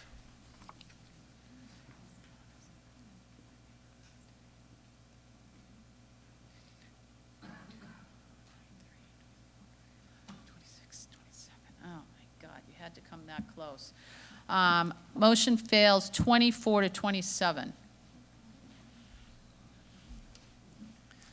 Okay, any other comments, questions on this article? I move to restrict further consideration.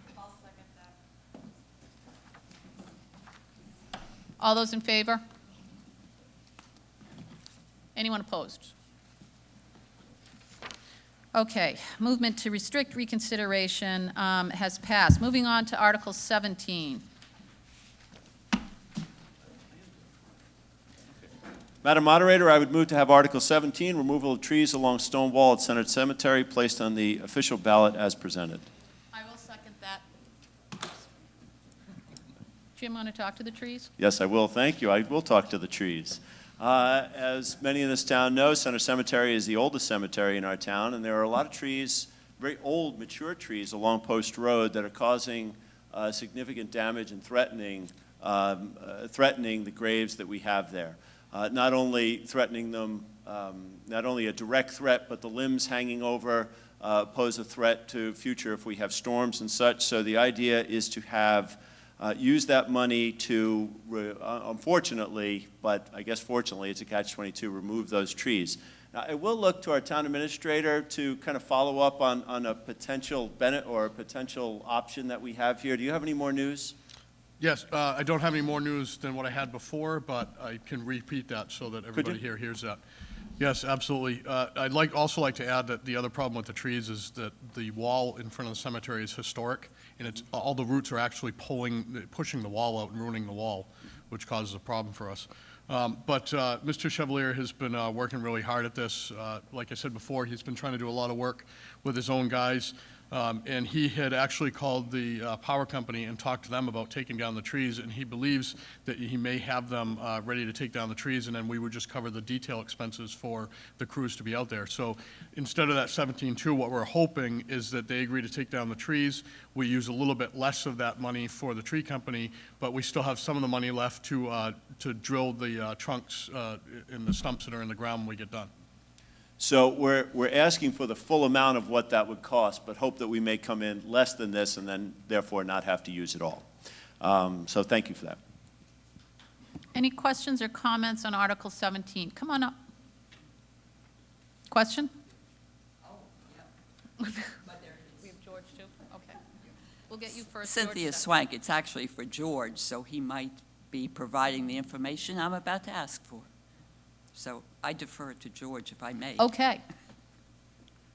As a member of the cemetery trustees, this wasn't an easy decision to make because it's really going to change the looks of that cemetery when you come down the road. We struggled with this. Brian looked for other options, but we couldn't find any. And it's a tough call, but we believe it's the right call. Not only, well, it's a safety issue too. A couple of those trees need some work and they hang out right over the road.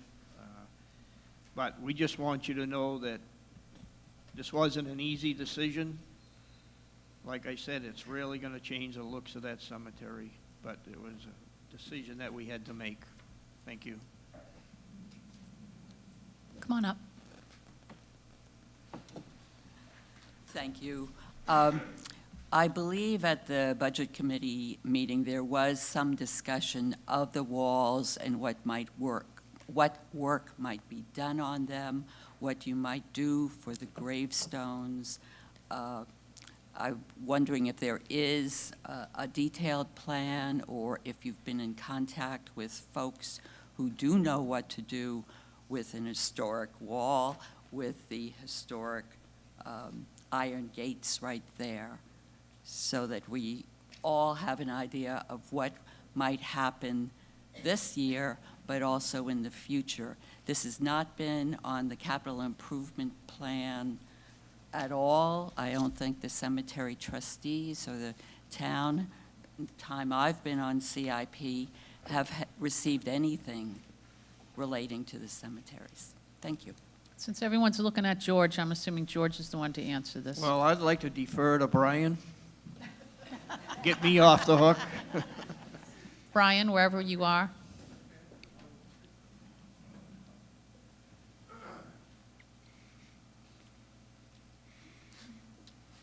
So initially, I should back up here a little bit. Brian, you need to speak into the microphone. You can move it up, though, or if you want, take it, hold it, and that makes it sometimes easier. Is that better? Closer. Initially, the focus was the wall. The wall was collapsing. The concrete within the stones was disintegrating, for a better term. And that's the whole length of the wall. So that was my first thought, was that, well, we'll see if we can't get some stone people in here, because it's a major project to do that wall. And then I got looking, and I thought and I saw that the trees are the catalyst of the problem. They're pushing the whole wall out, causing the top cap granite. If you walked along that wall right now, you would see it to come right out completely. So I said, well, there's no sense in putting money into the pointing up of this wall if we don't get rid of the problem. So as George said, we caught a Hampton hard. I mean, the last thing I want to do is cut trees down. Although they do raise the dickens in the cemetery, I'll tell you that. They lift the stones, storms, the limbs come down and it'll break those tablets, the narrow stones that you see out there, the old ones, the 16, 17, 1800 stones.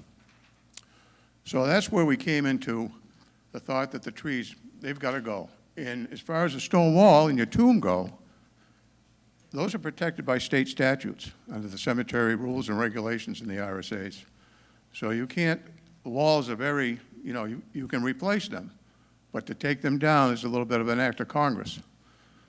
So that's, therefore, for the removal of the trees, that's the direction we wound up going in. So in the interim, as the town manager said, I contacted Eversource, and they're willing to come in there and take those trees down for us. The total amount for the $17,200 was $10,000 to take down the trees and $7,200 to stump grind them and clean the stumps up. So that's where that figure initially came from. And that came from a local tree person in the area. Right? That's only one figure. But I thought it would give us something to go by.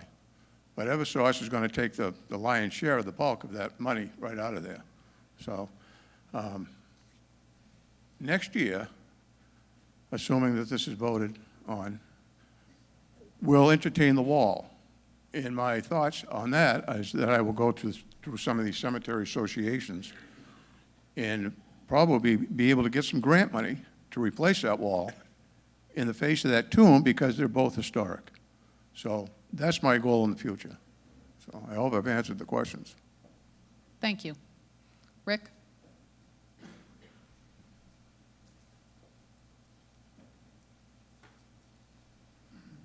Thank you, Madam Moderator. Rick Stanton, 108 Walnut. I was one of the 2 votes that abstained on the Budget Committee. One, I think the trees are beautiful, and I know what they did on Mill Road in destroying a lot of the views, and I wanted to see that if the town had a plan for replacing those trees, maybe not in the same location, but at least to keep the beautification of the trees in the wall for the next generation. And perhaps in 100 years, they can worry about what to do with the trees. Do you want to come up with a comment on that? Because I see there's some more information on that to provide.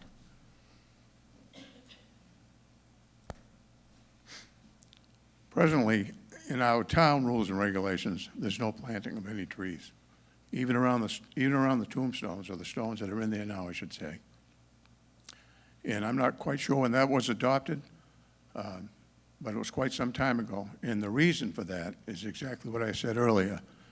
They do a lot of damage. When you put a tree in, I'll give you an example. Those pine trees that are on the face of Post Road there, their root systems go back 25 or 30 feet, and they go into those old stones. Now, I know there's a lot of beauty with trees, but the damage that they do to the stones is, you folks would have to take a walk through the cemetery and see for yourself how they lift up stones. Those big trees on Post Road have actually encompassed gravestones. It's just like they're reaching right around and grabbing them. And right behind that wall there, something I didn't say earlier, are people who are buried right on the other side of that wall. There's graves. And those stones some of those stones are right up against the wall. And those stones are 1600, 1700s, and some 1800s in there. So, but there's no more planting in the cemetery as far as trees go. And that's in our rules and regulations. Thank you. Kathy, you have a comment?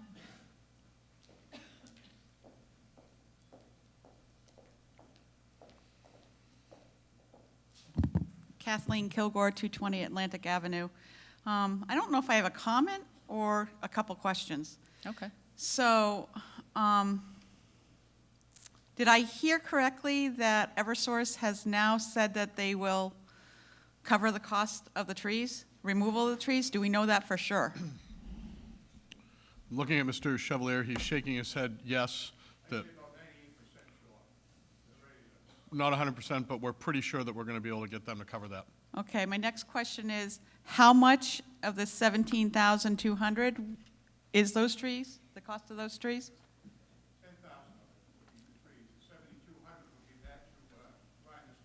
Okay, if everyone couldn't hear that, it was 10,000 for the removal of the trees and 7,200 to grind the stumps. The 7,200 would remain even if Eversource covers the 10,000. So my first thought on this is if we already have a commitment for the trees to be covered, that maybe this warrant article should be reduced. But after Brian speaking, he mentioned doing stonework. Brian, do you have any idea what that stonework's going to be?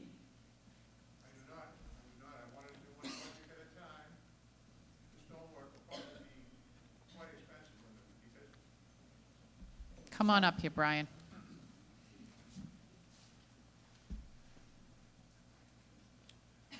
So as I said, the stone wall in front there is deteriorated, and I don't just mean in sections. I mean the whole length of it. If you were to get out and walk, you could see how the concrete was all coming apart, holding those stones together. In some instances, some places, the wall will have to be taken right down to the ground and rebuilt back up. In other sections, they'll be able to pull the concrete out and point the wall up with some fresh cement. I don't know what that would cost. My guess is it'll be up there, to be fair to all of you, because it's labor intensive to break that wall down, put it back up. So that's the best I could do at the moment, I think. Brian, when you say expensive, would it be more than $10,000?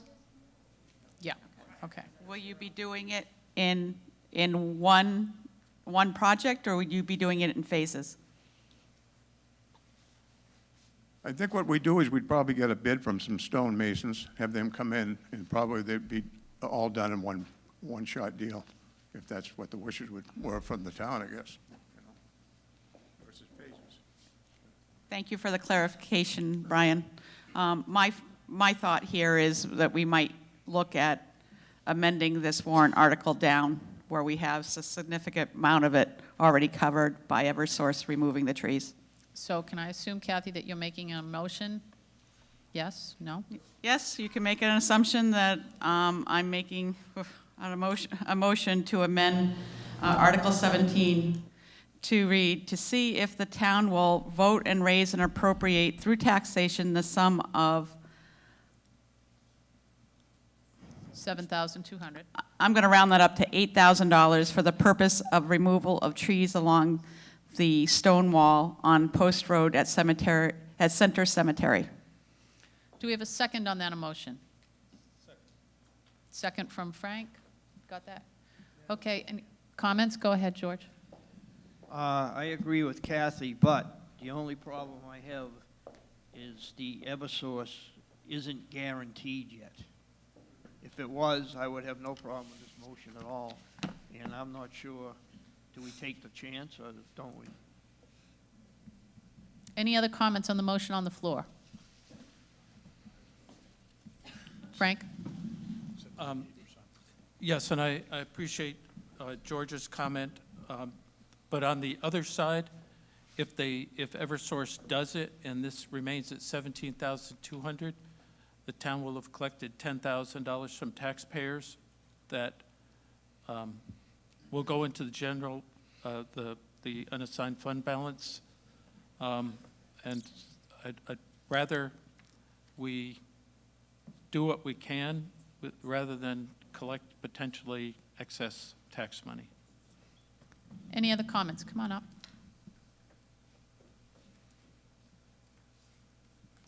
Paul Marquis, Hobbs Road. There's a different way to look at this. I mean, why don't you just say for the removal of trees along the stone wall, and any money left over will be contributed towards the wall?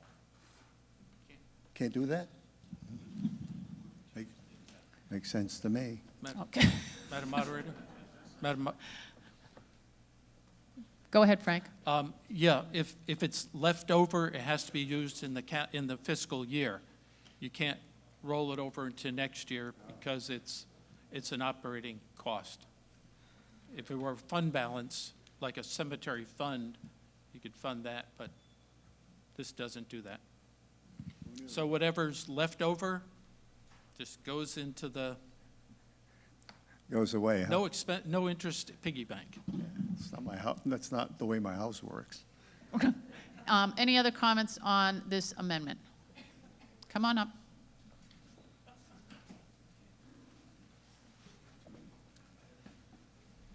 I'm confident that Eversource is going to work with us. But I wanted, you know, I'm one of these people who always leave just a little bit, just in case the world caves in. But I would say we're 100% with Eversource. Now, with 100% with Eversource, we're going to need that $7,200 to eradicate those stumps. So I just didn't know if I made myself clear earlier.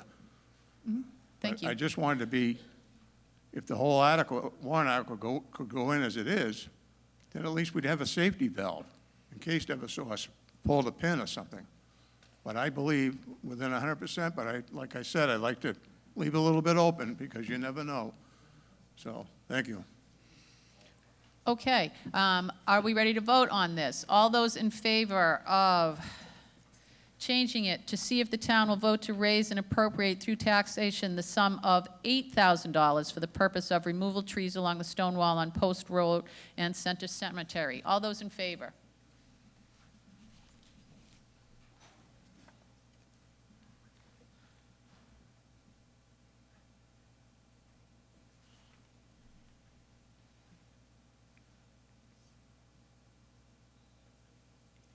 All those opposed? Oh, wow.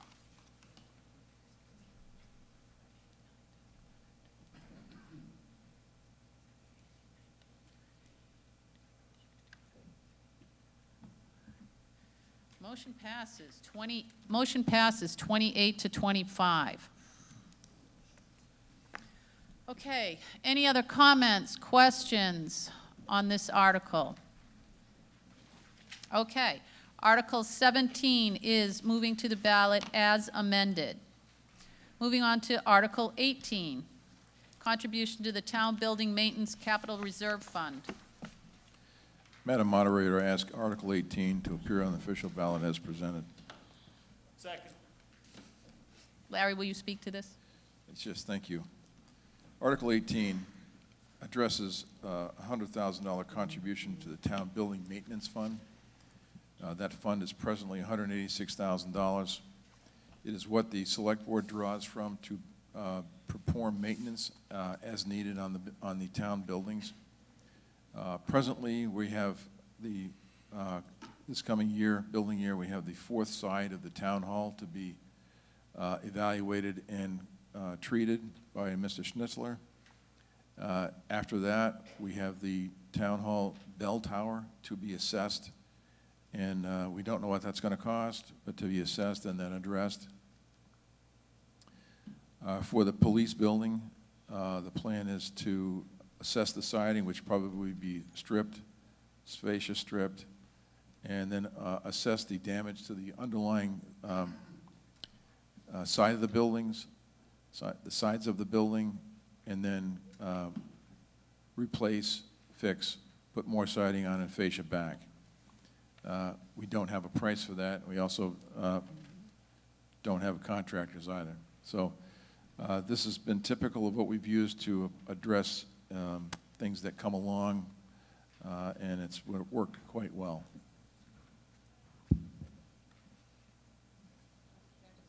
Absolutely. I believe the finance director will confirm that we spend about an annual, about $100,000 on maintenance on our town buildings right now, so that's an average. So we're only putting in what we've spent out. I hear Ryan's head shaking in confirmation of that. Okay. Come on up front, Eddie.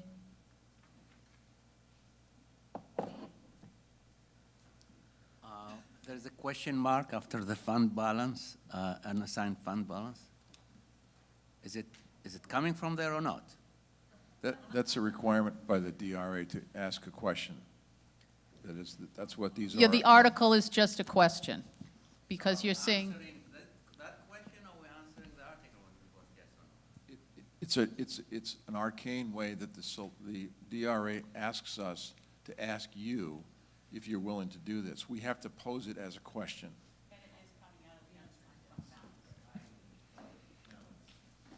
Frank?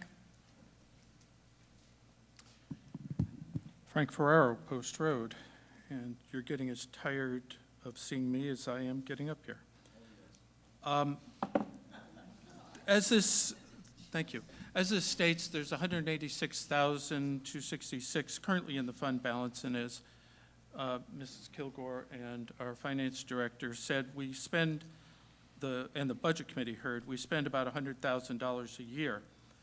And I'm not opposed to keeping a balance in there, but we currently have about 2 years' worth of funding in this. And we are seriously drawing down the unassigned fund balance. As we heard, we're probably going to sneak down below the 8% goal. And we still have 3 more articles totaling 90,000 that would come from the unassigned fund balance. So I'd like to amend this article from $100,000 to $50,000. Still keeps us above a 2-year balance, and yet helps try to keep the unassigned fund balance closer to the 8% goal. Is there a second to Frank's amendment? Second from Eddie? Are there any comments in regards to this amendment? Come on up. Shep Croner, Cedar Road. Shep, I need to come. Oh, yeah, Shep Croner, Cedar Road. I guess my question is for Frank. Is it what has transpired at today's meeting the reason that you're making this amendment? Because I just note that originally the Budget Committee seemed to approve it unanimously. Thanks. Frank, you want to answer that?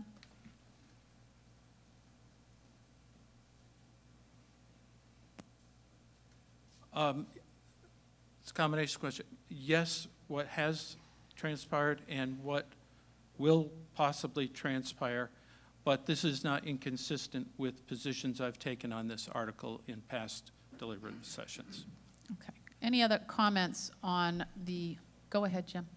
Thank you, Madam Moderator. I'd like to ask, with your permission, if the town, if our town administrator can weigh in with some specifics on what the spend down, anticipated spend down is going to be in that fund. Yep. So, thank you. Thank you, Mr. Chair. Thank you, Madam Moderator.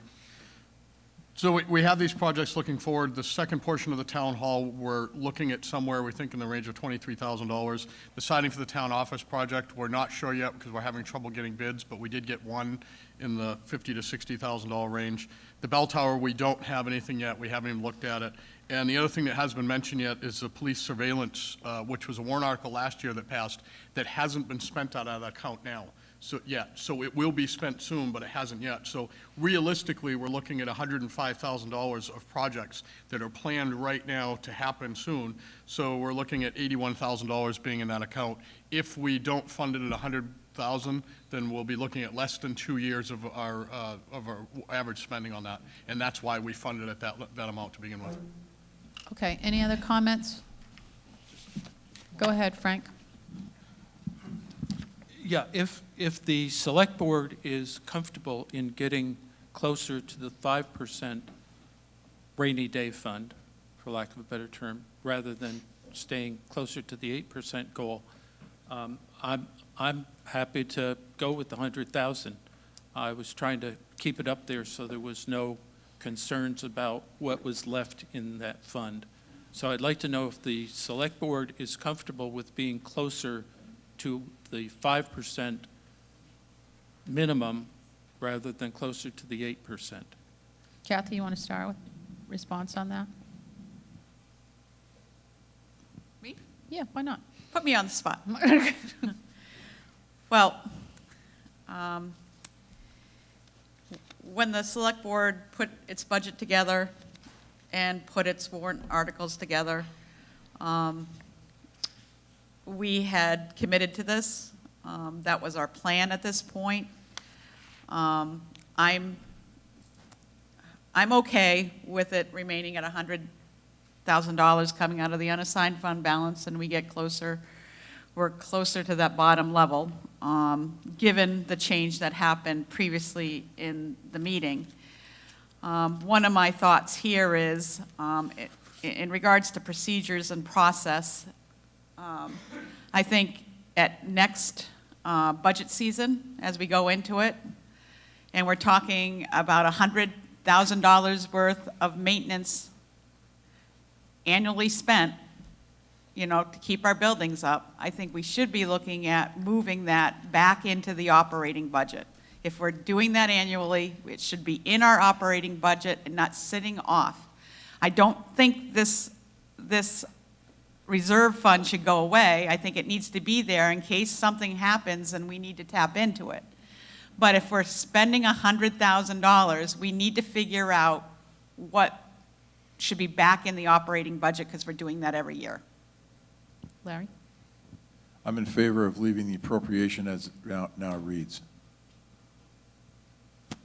Thank you. I'm also in favor of leaving it at $100,000. The question was, am I comfortable with the 5%? We're going to be at about 6%. It does make me a little nervous, and I'm sure that I'll worry about it, but I would also worry about this article, knowing with what our historicals have been since 2014 on this, that I would rather have the cushion here, given that we are still within the range of the 5 to 8 on the unassigned fund balance. Thank you.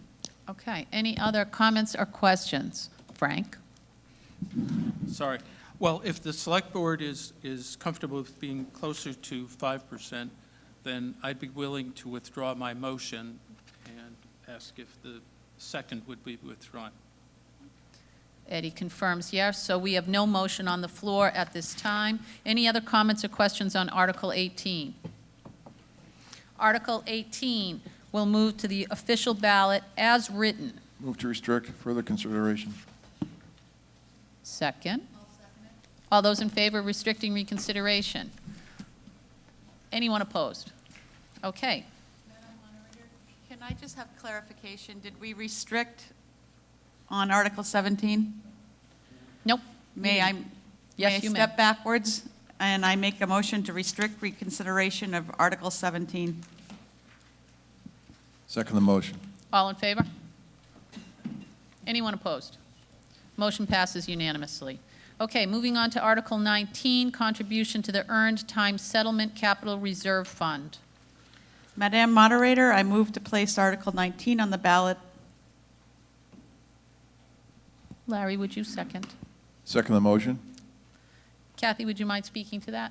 No, I don't mind. Thank you for asking. The total estimated liability for unfunded accrued leave is $219,207, of which there's an anticipation of $93,893 to be payable prior to July 1st of 2021. This is a reserve fund that is crucial for us to make our legal liability in regards to earn leave that employees have. We have no choice but to pay that out. So if we don't have a mechanism, a fund to pay that from, it has to come out of the budget, which it's not built into. So I encourage that everyone fund this with the $50,000 from the unassigned fund balance. Any comments or questions on this? Okay, Article 19 moves to the ballot as is. Move to restrict further consideration. All those in favor? Anyone opposed? Okay. Reconsideration is restricted. Moving on to Article 20, contribution to the Town Revaluation Capital Reserve Fund. Madam Moderator, I move to have Article 20, I move Article 20 to be placed on the official ballot as presented. Second the motion. Jim, would you speak to this for us, please? I will do my best, but clearly I might be challenged. So the town revaluation has to happen by statute every 5 years. Our next one is coming up in 2022. If some people might remember, in 2018, what we did was we asked for $50,000 to be put into this fund so that we would have most of the money that we need to do the reval.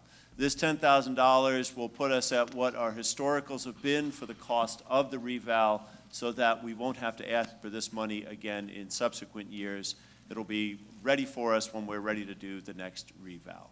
The other thing I will add is that the statistical reval, that was evaluated several years ago, and it comes in at about 1/6 of the cost at a full measure and list. That would be having somebody come to every door in every house in Northampton. So for cost and for accuracy, we still feel that this is the best bang for the buck for Northampton. Any comments or questions on this article? Okay, Article 20 will move to the ballot as is. I move to restrict further consideration. One of you second. Thank you.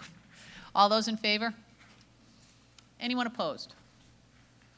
Okay, motion passes. Moving on to Article 21, contribution to the Coakley Landfill Capital Reserve Fund. Madam Moderator, I move to place Article 21 on the ballot. Second the motion. I will Go ahead, speak to this, Kathy. and I'm sure Larry's going to add. As we all know, we have Coakley Landfill here in Northampton. It's been here for years, and it's going to be here for years to come.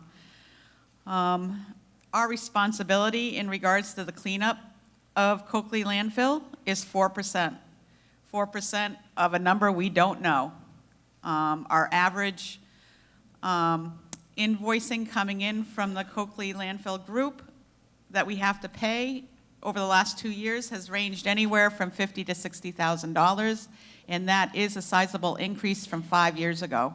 And as we all know, we're all concerned about clean water, and we want to see that clean. So it's imperative that we put money into this fund that covers us for our obligations. May I add? This is the cost going from in the early days from $3,000 or $4,000 a year to now $50,000 to $60,000 a year is due to the fact that everyone knows that the testing up there is now mandated. The Coakley Landfill Group has to pay for it, wants to pay for it. Our town has signed on to both the consent decrees created by the court. So we will be paying our share for probably forever, as long as it's there. This is never probably going to go down in cost. So I would ask you, everyone, to support this, because we have no choice. If we don't pay it, we're going to pay it. It'll come out of the operating budget, and that means that something's not going to get done. And this may be maybe next year something we put actually in the operating budget, because it's never going to go away. But it's something that we have to do, and as I said, the town signed the consent decrees to do so. Any comments or questions? Okay, Article 21 will move to the ballot as written. Moving on to... Move to Go ahead. restrict further consideration. All those in favor? Anyone opposed? Motion passes unanimously. Now moving on to Article 21, establish radio maintenance capital reserve fund. Thank you, Madam Moderator. I'm sorry, I misspoke. It's 22. We're on 22, right? Yeah. Yep. I move that the Article 22, Establish Radio Maintenance Capital Reserve Fund, be placed on the official ballot as presented here. I will second. Thank you. This is best explained by Chief Tully, and if he would do so, please. Certainly would. Thank you, Mr. Miller. Madam Moderator, this article is really a planning article at its best. I'll try to explain it the best I can, but fire and police use radio frequencies in order to communicate between each other. Currently, the fire department runs on what's called analog frequencies, and the new technology is digital frequencies. We have been on Hampton fire alarm system for years, in which we've been able to utilize their repeaters and lines in order to better our radio communications, and that has saved us an immense amount of money in the last 25 years that we've been on that. But eventually that system is going to be upgraded. And when that system is upgraded, it's going to cause an expense for us if we still want to keep Northampton as a full primary dispatch backup to Hampton. And I think that we probably do for emergency reasons. So in order to do that, the worst case scenario I came up with today, we're looking at $120,000 to $130,000. Worst case scenario to solve it. So I said we should start an account that we can plan for this. We don't know whether it's going to happen tomorrow or whether it's going to happen 5 years from now. But I will tell you that many other departments are moving, and we don't want to be left behind if we don't have something ready and planned. Thanks, Tully. Any comments or questions on this article? Move Okay. to restrict further consideration. Okay. All those in favor? Anyone opposed? Okay, motion passes unanimously. Moving on to Article 23, Establish Agricultural Fund. Madam Moderator, I move to place Article 23 on the ballot. Second. Kathy, go ahead. The establishment of the agricultural fund is allowed by the RSA 674:4-G. And the intent for establishing this fund, right now, in the current proposed budget, they have a line item of $1,000 to run the agricultural events through town. You know, they sponsor the community garden, which is, I mean, you have a line for plots, right? You have people lining up for plots. Yep. So they have a $1,000 budget, but they do have expenses, and they have found that, you know, when like a rototiller breaks, they need to replace it, but that could take out their whole budget of 1 year. Typically, they spend an average of about $800 a year, so they're asking for this fund to be set up so that that extra money that they don't spend can go into this fund, and they can have the ability to actually plan, you know, expenses, you know, buying equipment, replacing equipment, long-term maintenance on the equipment. And this is similar to a fund that the Heritage Commission already has as well. So I would ask you to consider voting yes to set up this agricultural fund for them. Any comments or questions on this article? Okay, Article 23 moves to the ballot as written. Move to restrict further reconsideration. All those in favor? Anyone opposed? Okay. Moving on to Article 24, Establish Water Commission Expendable Trust Fund. Madam Moderator, I move to have Article 24 placed on the official ballot as presented. Second the motion. And Tim, you're going to speak to this for us, right? Yes. Are you going to give any sort of preamble, Jim? The only preamble I was going to give is that I was going to welcome Mr. Harnadup, who is a member of the Water Commission, and say that much of the discussion that I think Tim is going to give and as part of the presentation here will spill into the second warrant article also. So, Madam Moderator, I would ask for a little leniency in case that happens, but I understand that we need to move each one of them separately. Okay, well, you know I'm just totally not lenient, but okay. Thank you. Okay, so for those who've read ahead, I think you know what's going on, but basically there are two articles, one to establish a fund and then a second one to fund the fund. What's really going on here is the Water Commission, Jim, Ryan, I forget what our per year line item is, but it's a pretty small number. Expenses? Yeah. Expenses since 2010 have averaged. What's our budget? Oh, the budget is zero. Zero. Yeah, the budget. Okay, so, yeah, Wait, pretty, Ryan's giving you a conflicting over there. I can go. Fordo. Oh, okay.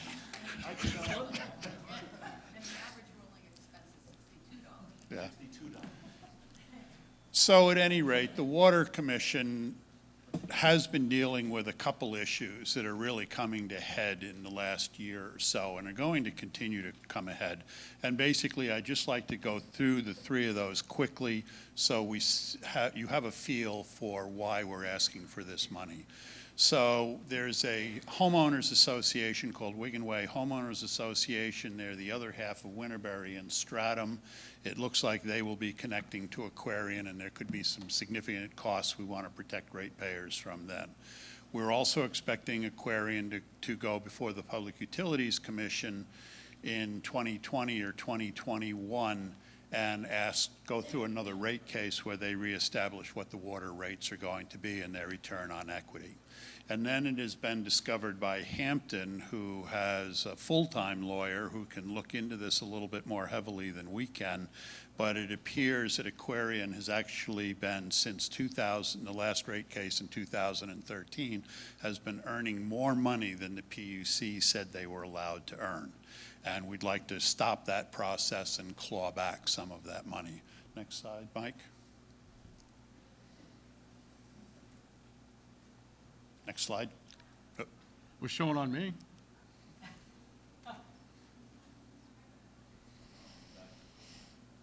It's having the same problem.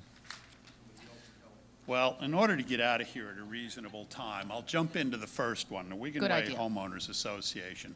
As I said, that's an association that's in the Stratham half of what we know as the Winterberry subdivision.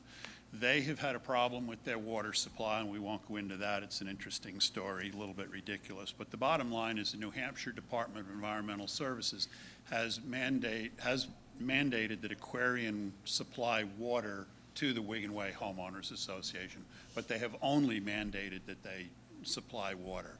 The Wigan Way Homeowners Association, they have a small water system over there. They want Aquarian to take it over and operate it.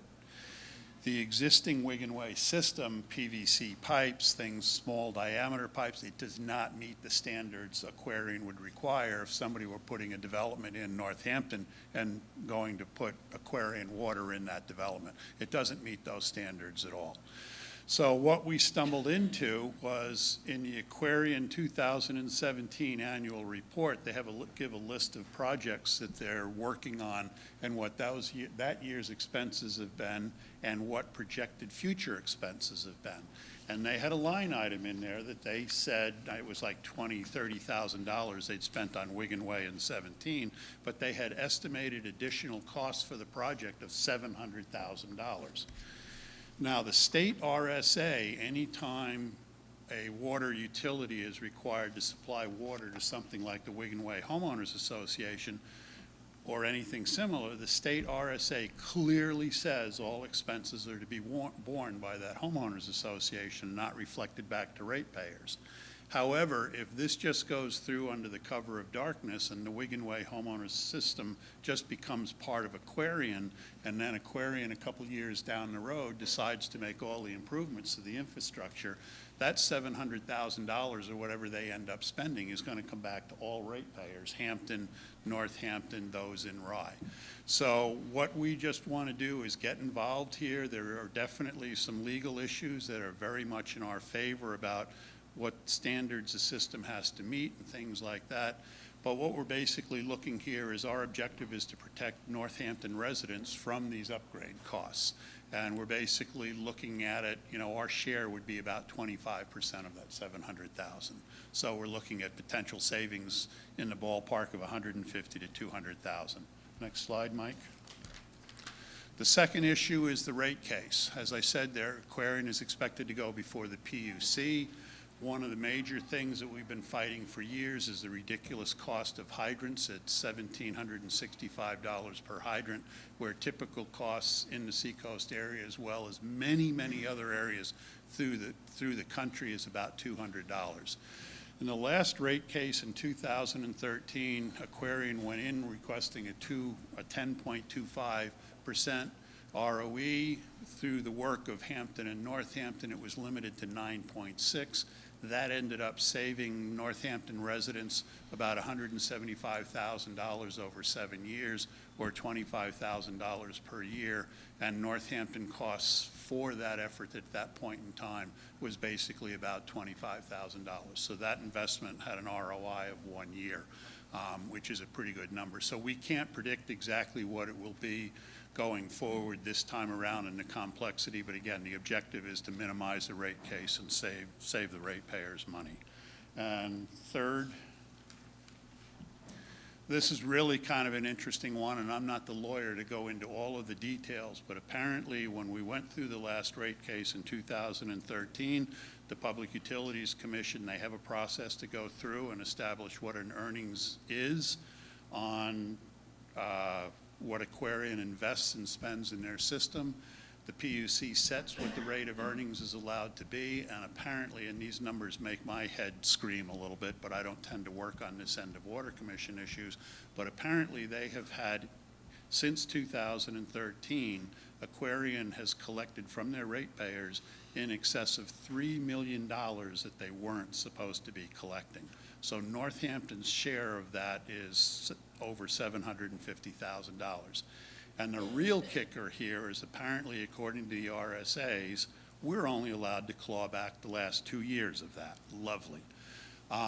Although Hampton is working on an avenue to claw back further. So again, we went through an appeal process so far. The PUC said they weren't even going to bother to look at this. We went to the New Hampshire court system, and they have been overruled, and the courts have said it's got to be allowed to go forward, and we're working that through. But again, if we're successful here in trying to stopping the process as well as clawing some of the money back, we're looking at in excess of $110,000 for Northampton residents, which again is approximately 25% of the excess earnings for the past 2 years. So it's working on those efforts that's the justification for establishing this fund and for funding the fund. So. Any questions? Okay, Article 24 will move to the ballot. And then are there any questions about Article 25, which is the $7,500 to fund the new expendable trust fund? Okay, then I'm also going to move Article 25 to the ballot and move on to Article 26, support Centennial Hall by citizens petition. Yes. May I go back just for a second to explain the 7,500? Okay, Go ahead. thank you. The explanation for the 7,500, obviously you've heard up there, you've seen up there, there are numbers that we're going to have significantly higher cost than $7,500.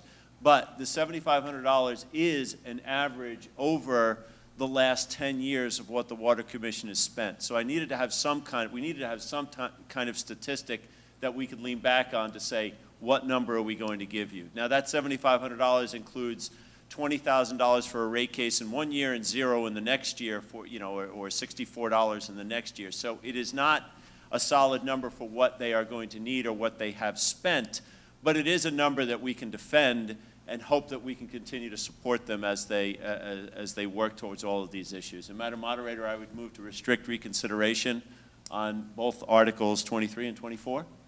Okay. Oh, I would move to restrict reconsideration on 23. Okay. We're on 23, restricting reconsideration. I tried to skip over, but it wasn't allowed, so go ahead. So you have a motion to restrict reconsideration of Article 23, correct? Yep. Second. Second. All those in favor of restricting reconsideration on Article 23? Okay, 23 moves to the ballot. Are there any questions on Article 24, the $7,500? I screwed you up. I messed up You the screwed me numbers. up. Okay. It's all Okay, me. so are there any questions on the $7,500 to move to the expendable trust fund? No, there still isn't, so, But I still need to move the article for you. oh, that's true. Go So, ahead. Madam Moderator, I would move to have Article 25, Contribution to the Water Commission Expendable Trust Fund, move to the official ballot as presented. Second. Now you can restrict. If there are no questions, then I move, No, yeah. I move that we restrict reconsideration of Article 25 and 24. And all articles that we haven't reconstricted or reconsidered or rescinded prior to this.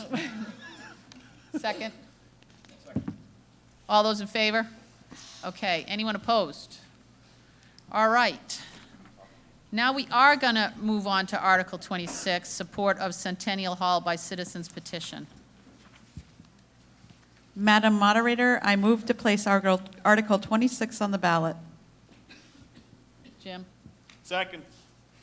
And I believe... Madam Moderator, I believe Jen King is going to come up and speak to the article. Come on up, Jen. Jen King, Hobbs Road. Madam Moderator, we would like to make a slight alteration to the warrant that does not change the request or the intent, but will help provide clarity to the people of Northampton. We'd like to add the following two sentences. The request is for half the cost of the full fire suppression system. The other half is being raised through matching support from individuals, corporations, and foundations. And a memorandum of understanding is being developed to ensure continuance of public good by providing the town free access for targeted events. Can I have that, because you have it in writing? I'll take a picture of it. Okay, is there a second to that?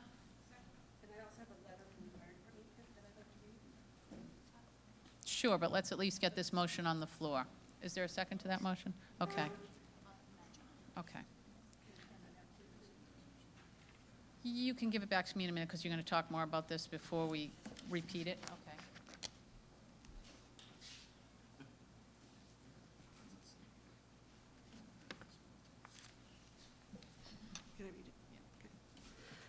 This is a letter from Northampton Fire and Rescue.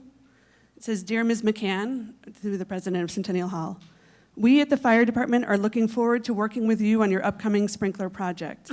As you are aware, Centennial Hall currently has no sprinkler system, which limits what you can use the building for.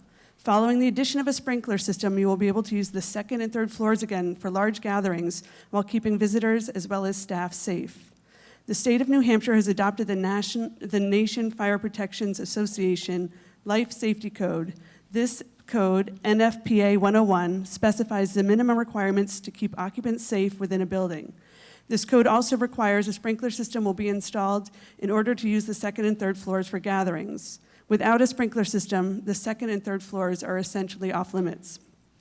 Sprinkler systems are the gold standard in fire protection. Not only would a sprinkler system keep a fire in check and assist guests to safely exit the building, it would also minimize the fire damage to the historical building. We look forward to working collaboratively with you on making your building safer for your visitors and staff, in addition to preserving this piece of history. Should you have any questions, please do not hesitate to contact us. From Lieutenant Martin Tavishian, if I said it right. Last year, with your support, we were able to install an energy efficiency boiler to return heat to the second floor. We're now ready for fire suppression. By code, the hall must have this fire suppression system to access the upper floors, as stated in the letter. The open second floor ballroom will make the building economically sustainable to provide public good for Northampton for years to come. Please, if anyone has questions, please come to our open house in March and come see the building. Jen, are you going to give me that amendment in writing now? Okay,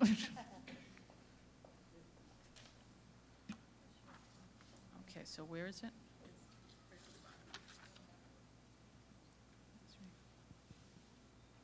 It's the part that says this request is for half the cost of the full. Okay, so I'm going to repeat the amendment. This request is for half the cost of the full fire suppression system. The other half is being raised through matching support from individuals, corporations, and foundations. A memorandum of understanding is being developed to ensure a continuance of public good by providing the town free access for targeted events. Okay. Maybe you could stay up here because I suspect there'll be some questions. So, are there questions and comments on this petition article? Come on up.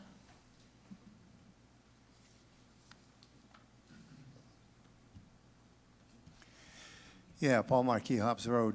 Does that mean that for every dollar in the 75,000, you get matching funds? Or does that mean that someone has given you $75,000 and you want to complete the cost of the fire suppression unit with another $75,000? There's no matching grant here, right? I'm trying to. Jen, can you answer that for our? Can we call up Marcy McCann, the president, to just provide clarity on that? Yeah. Okay, so Marcy, you're no longer a resident of town, right? Unfortunately not, after 18 years. Okay, so I'm just going to ask, does anyone have an issue with Marcy answering the question to this? Okay, go ahead, Marcy. The cost of the suppression system is $150,000, with $75,000 to be raised by individuals, corporations, and other businesses, dependent upon receipt of this extra money. Okay. That answers the question, okay? It is matched. It is a matching, yes, it is a matching act. Okay, thank you. Any other comments or questions? Go ahead, Kath.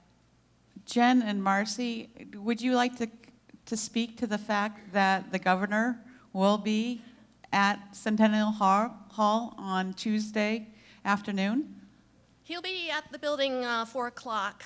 We're quite the bright light for LCHIP right now. We're one of the largest grants for historic restoration on the seacoast, the third largest actually overall. And we expect to complete this for phase 1 of funding, phase 1 of project funded in part by LCHIP this year. That's huge for them and huge for us. Okay, He's coming to recognize our great efforts and to reward us with his presence. Any other comments or questions? I have one more. Go ahead. I know. Be quiet.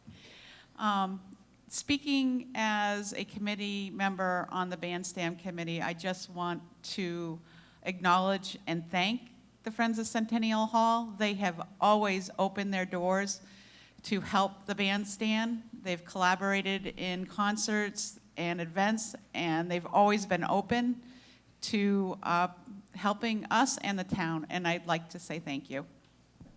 Okay.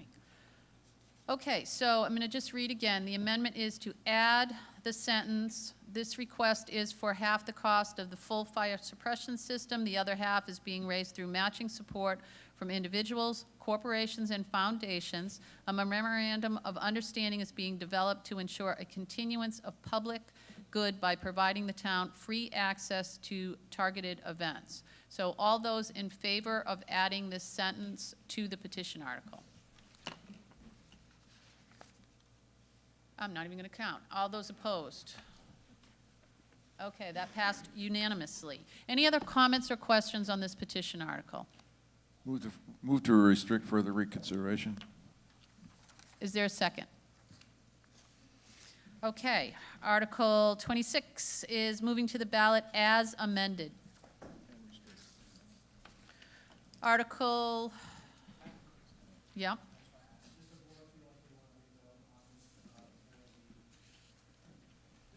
We have 3 that we have to revote. So why not wait till the end? We'll just revote on all 3. Okay. Okay, so go ahead. Did we Larry. restrict? Oh, we didn't vote on it. Oh. All those in favor? All those opposed? I was feeling like I kind of know you guys by now with this. Okay, Article 27, rescind the Code of Ethics by citizens petition. Madam Moderator, I would have I move to have Article 27 move to the official ballot as presented. Second the motion. And I'm going to ask Laurel to speak to this. Oh, there you are. Hi, thank you, Madam Moderator. I submitted this warrant article because if you had watched the process last time, it was painful for everyone. It was painful for the people watching it. It was painful for the people who submitted the complaints. It was painful for the people who were the target of those complaints. It was painful for everyone involved. It was especially painful, I think, for the people who sat on that committee and had to pass judgment. I think we've all learned from this process. We know there's issues with the code. There has been no movement from the committee to make corrections to it. The present code is problematic. It's hard to be followed. It has sections in it that refer to sections that don't exist. The committee had to figure out what the process was as they went along. I think that quite clearly what it showed was that we can't stand in judgment of each other, and we should not stand in judgment of each other. This is my Pollyanna moment here. I think that considering what happened today, I would like to see us get along a lot better. And, sorry.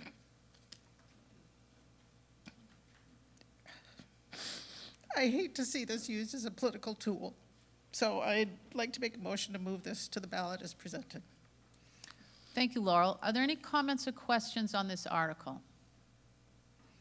Okay, this petition article, Article 27, will be moved to the ballot as written. Is there a second on restricting reconsideration? Okay, all those in favor? All those opposed? Okay, Article 28 is if we have other business, and I think we do have one other item of business. So, Laurel? Sorry. I'm sorry.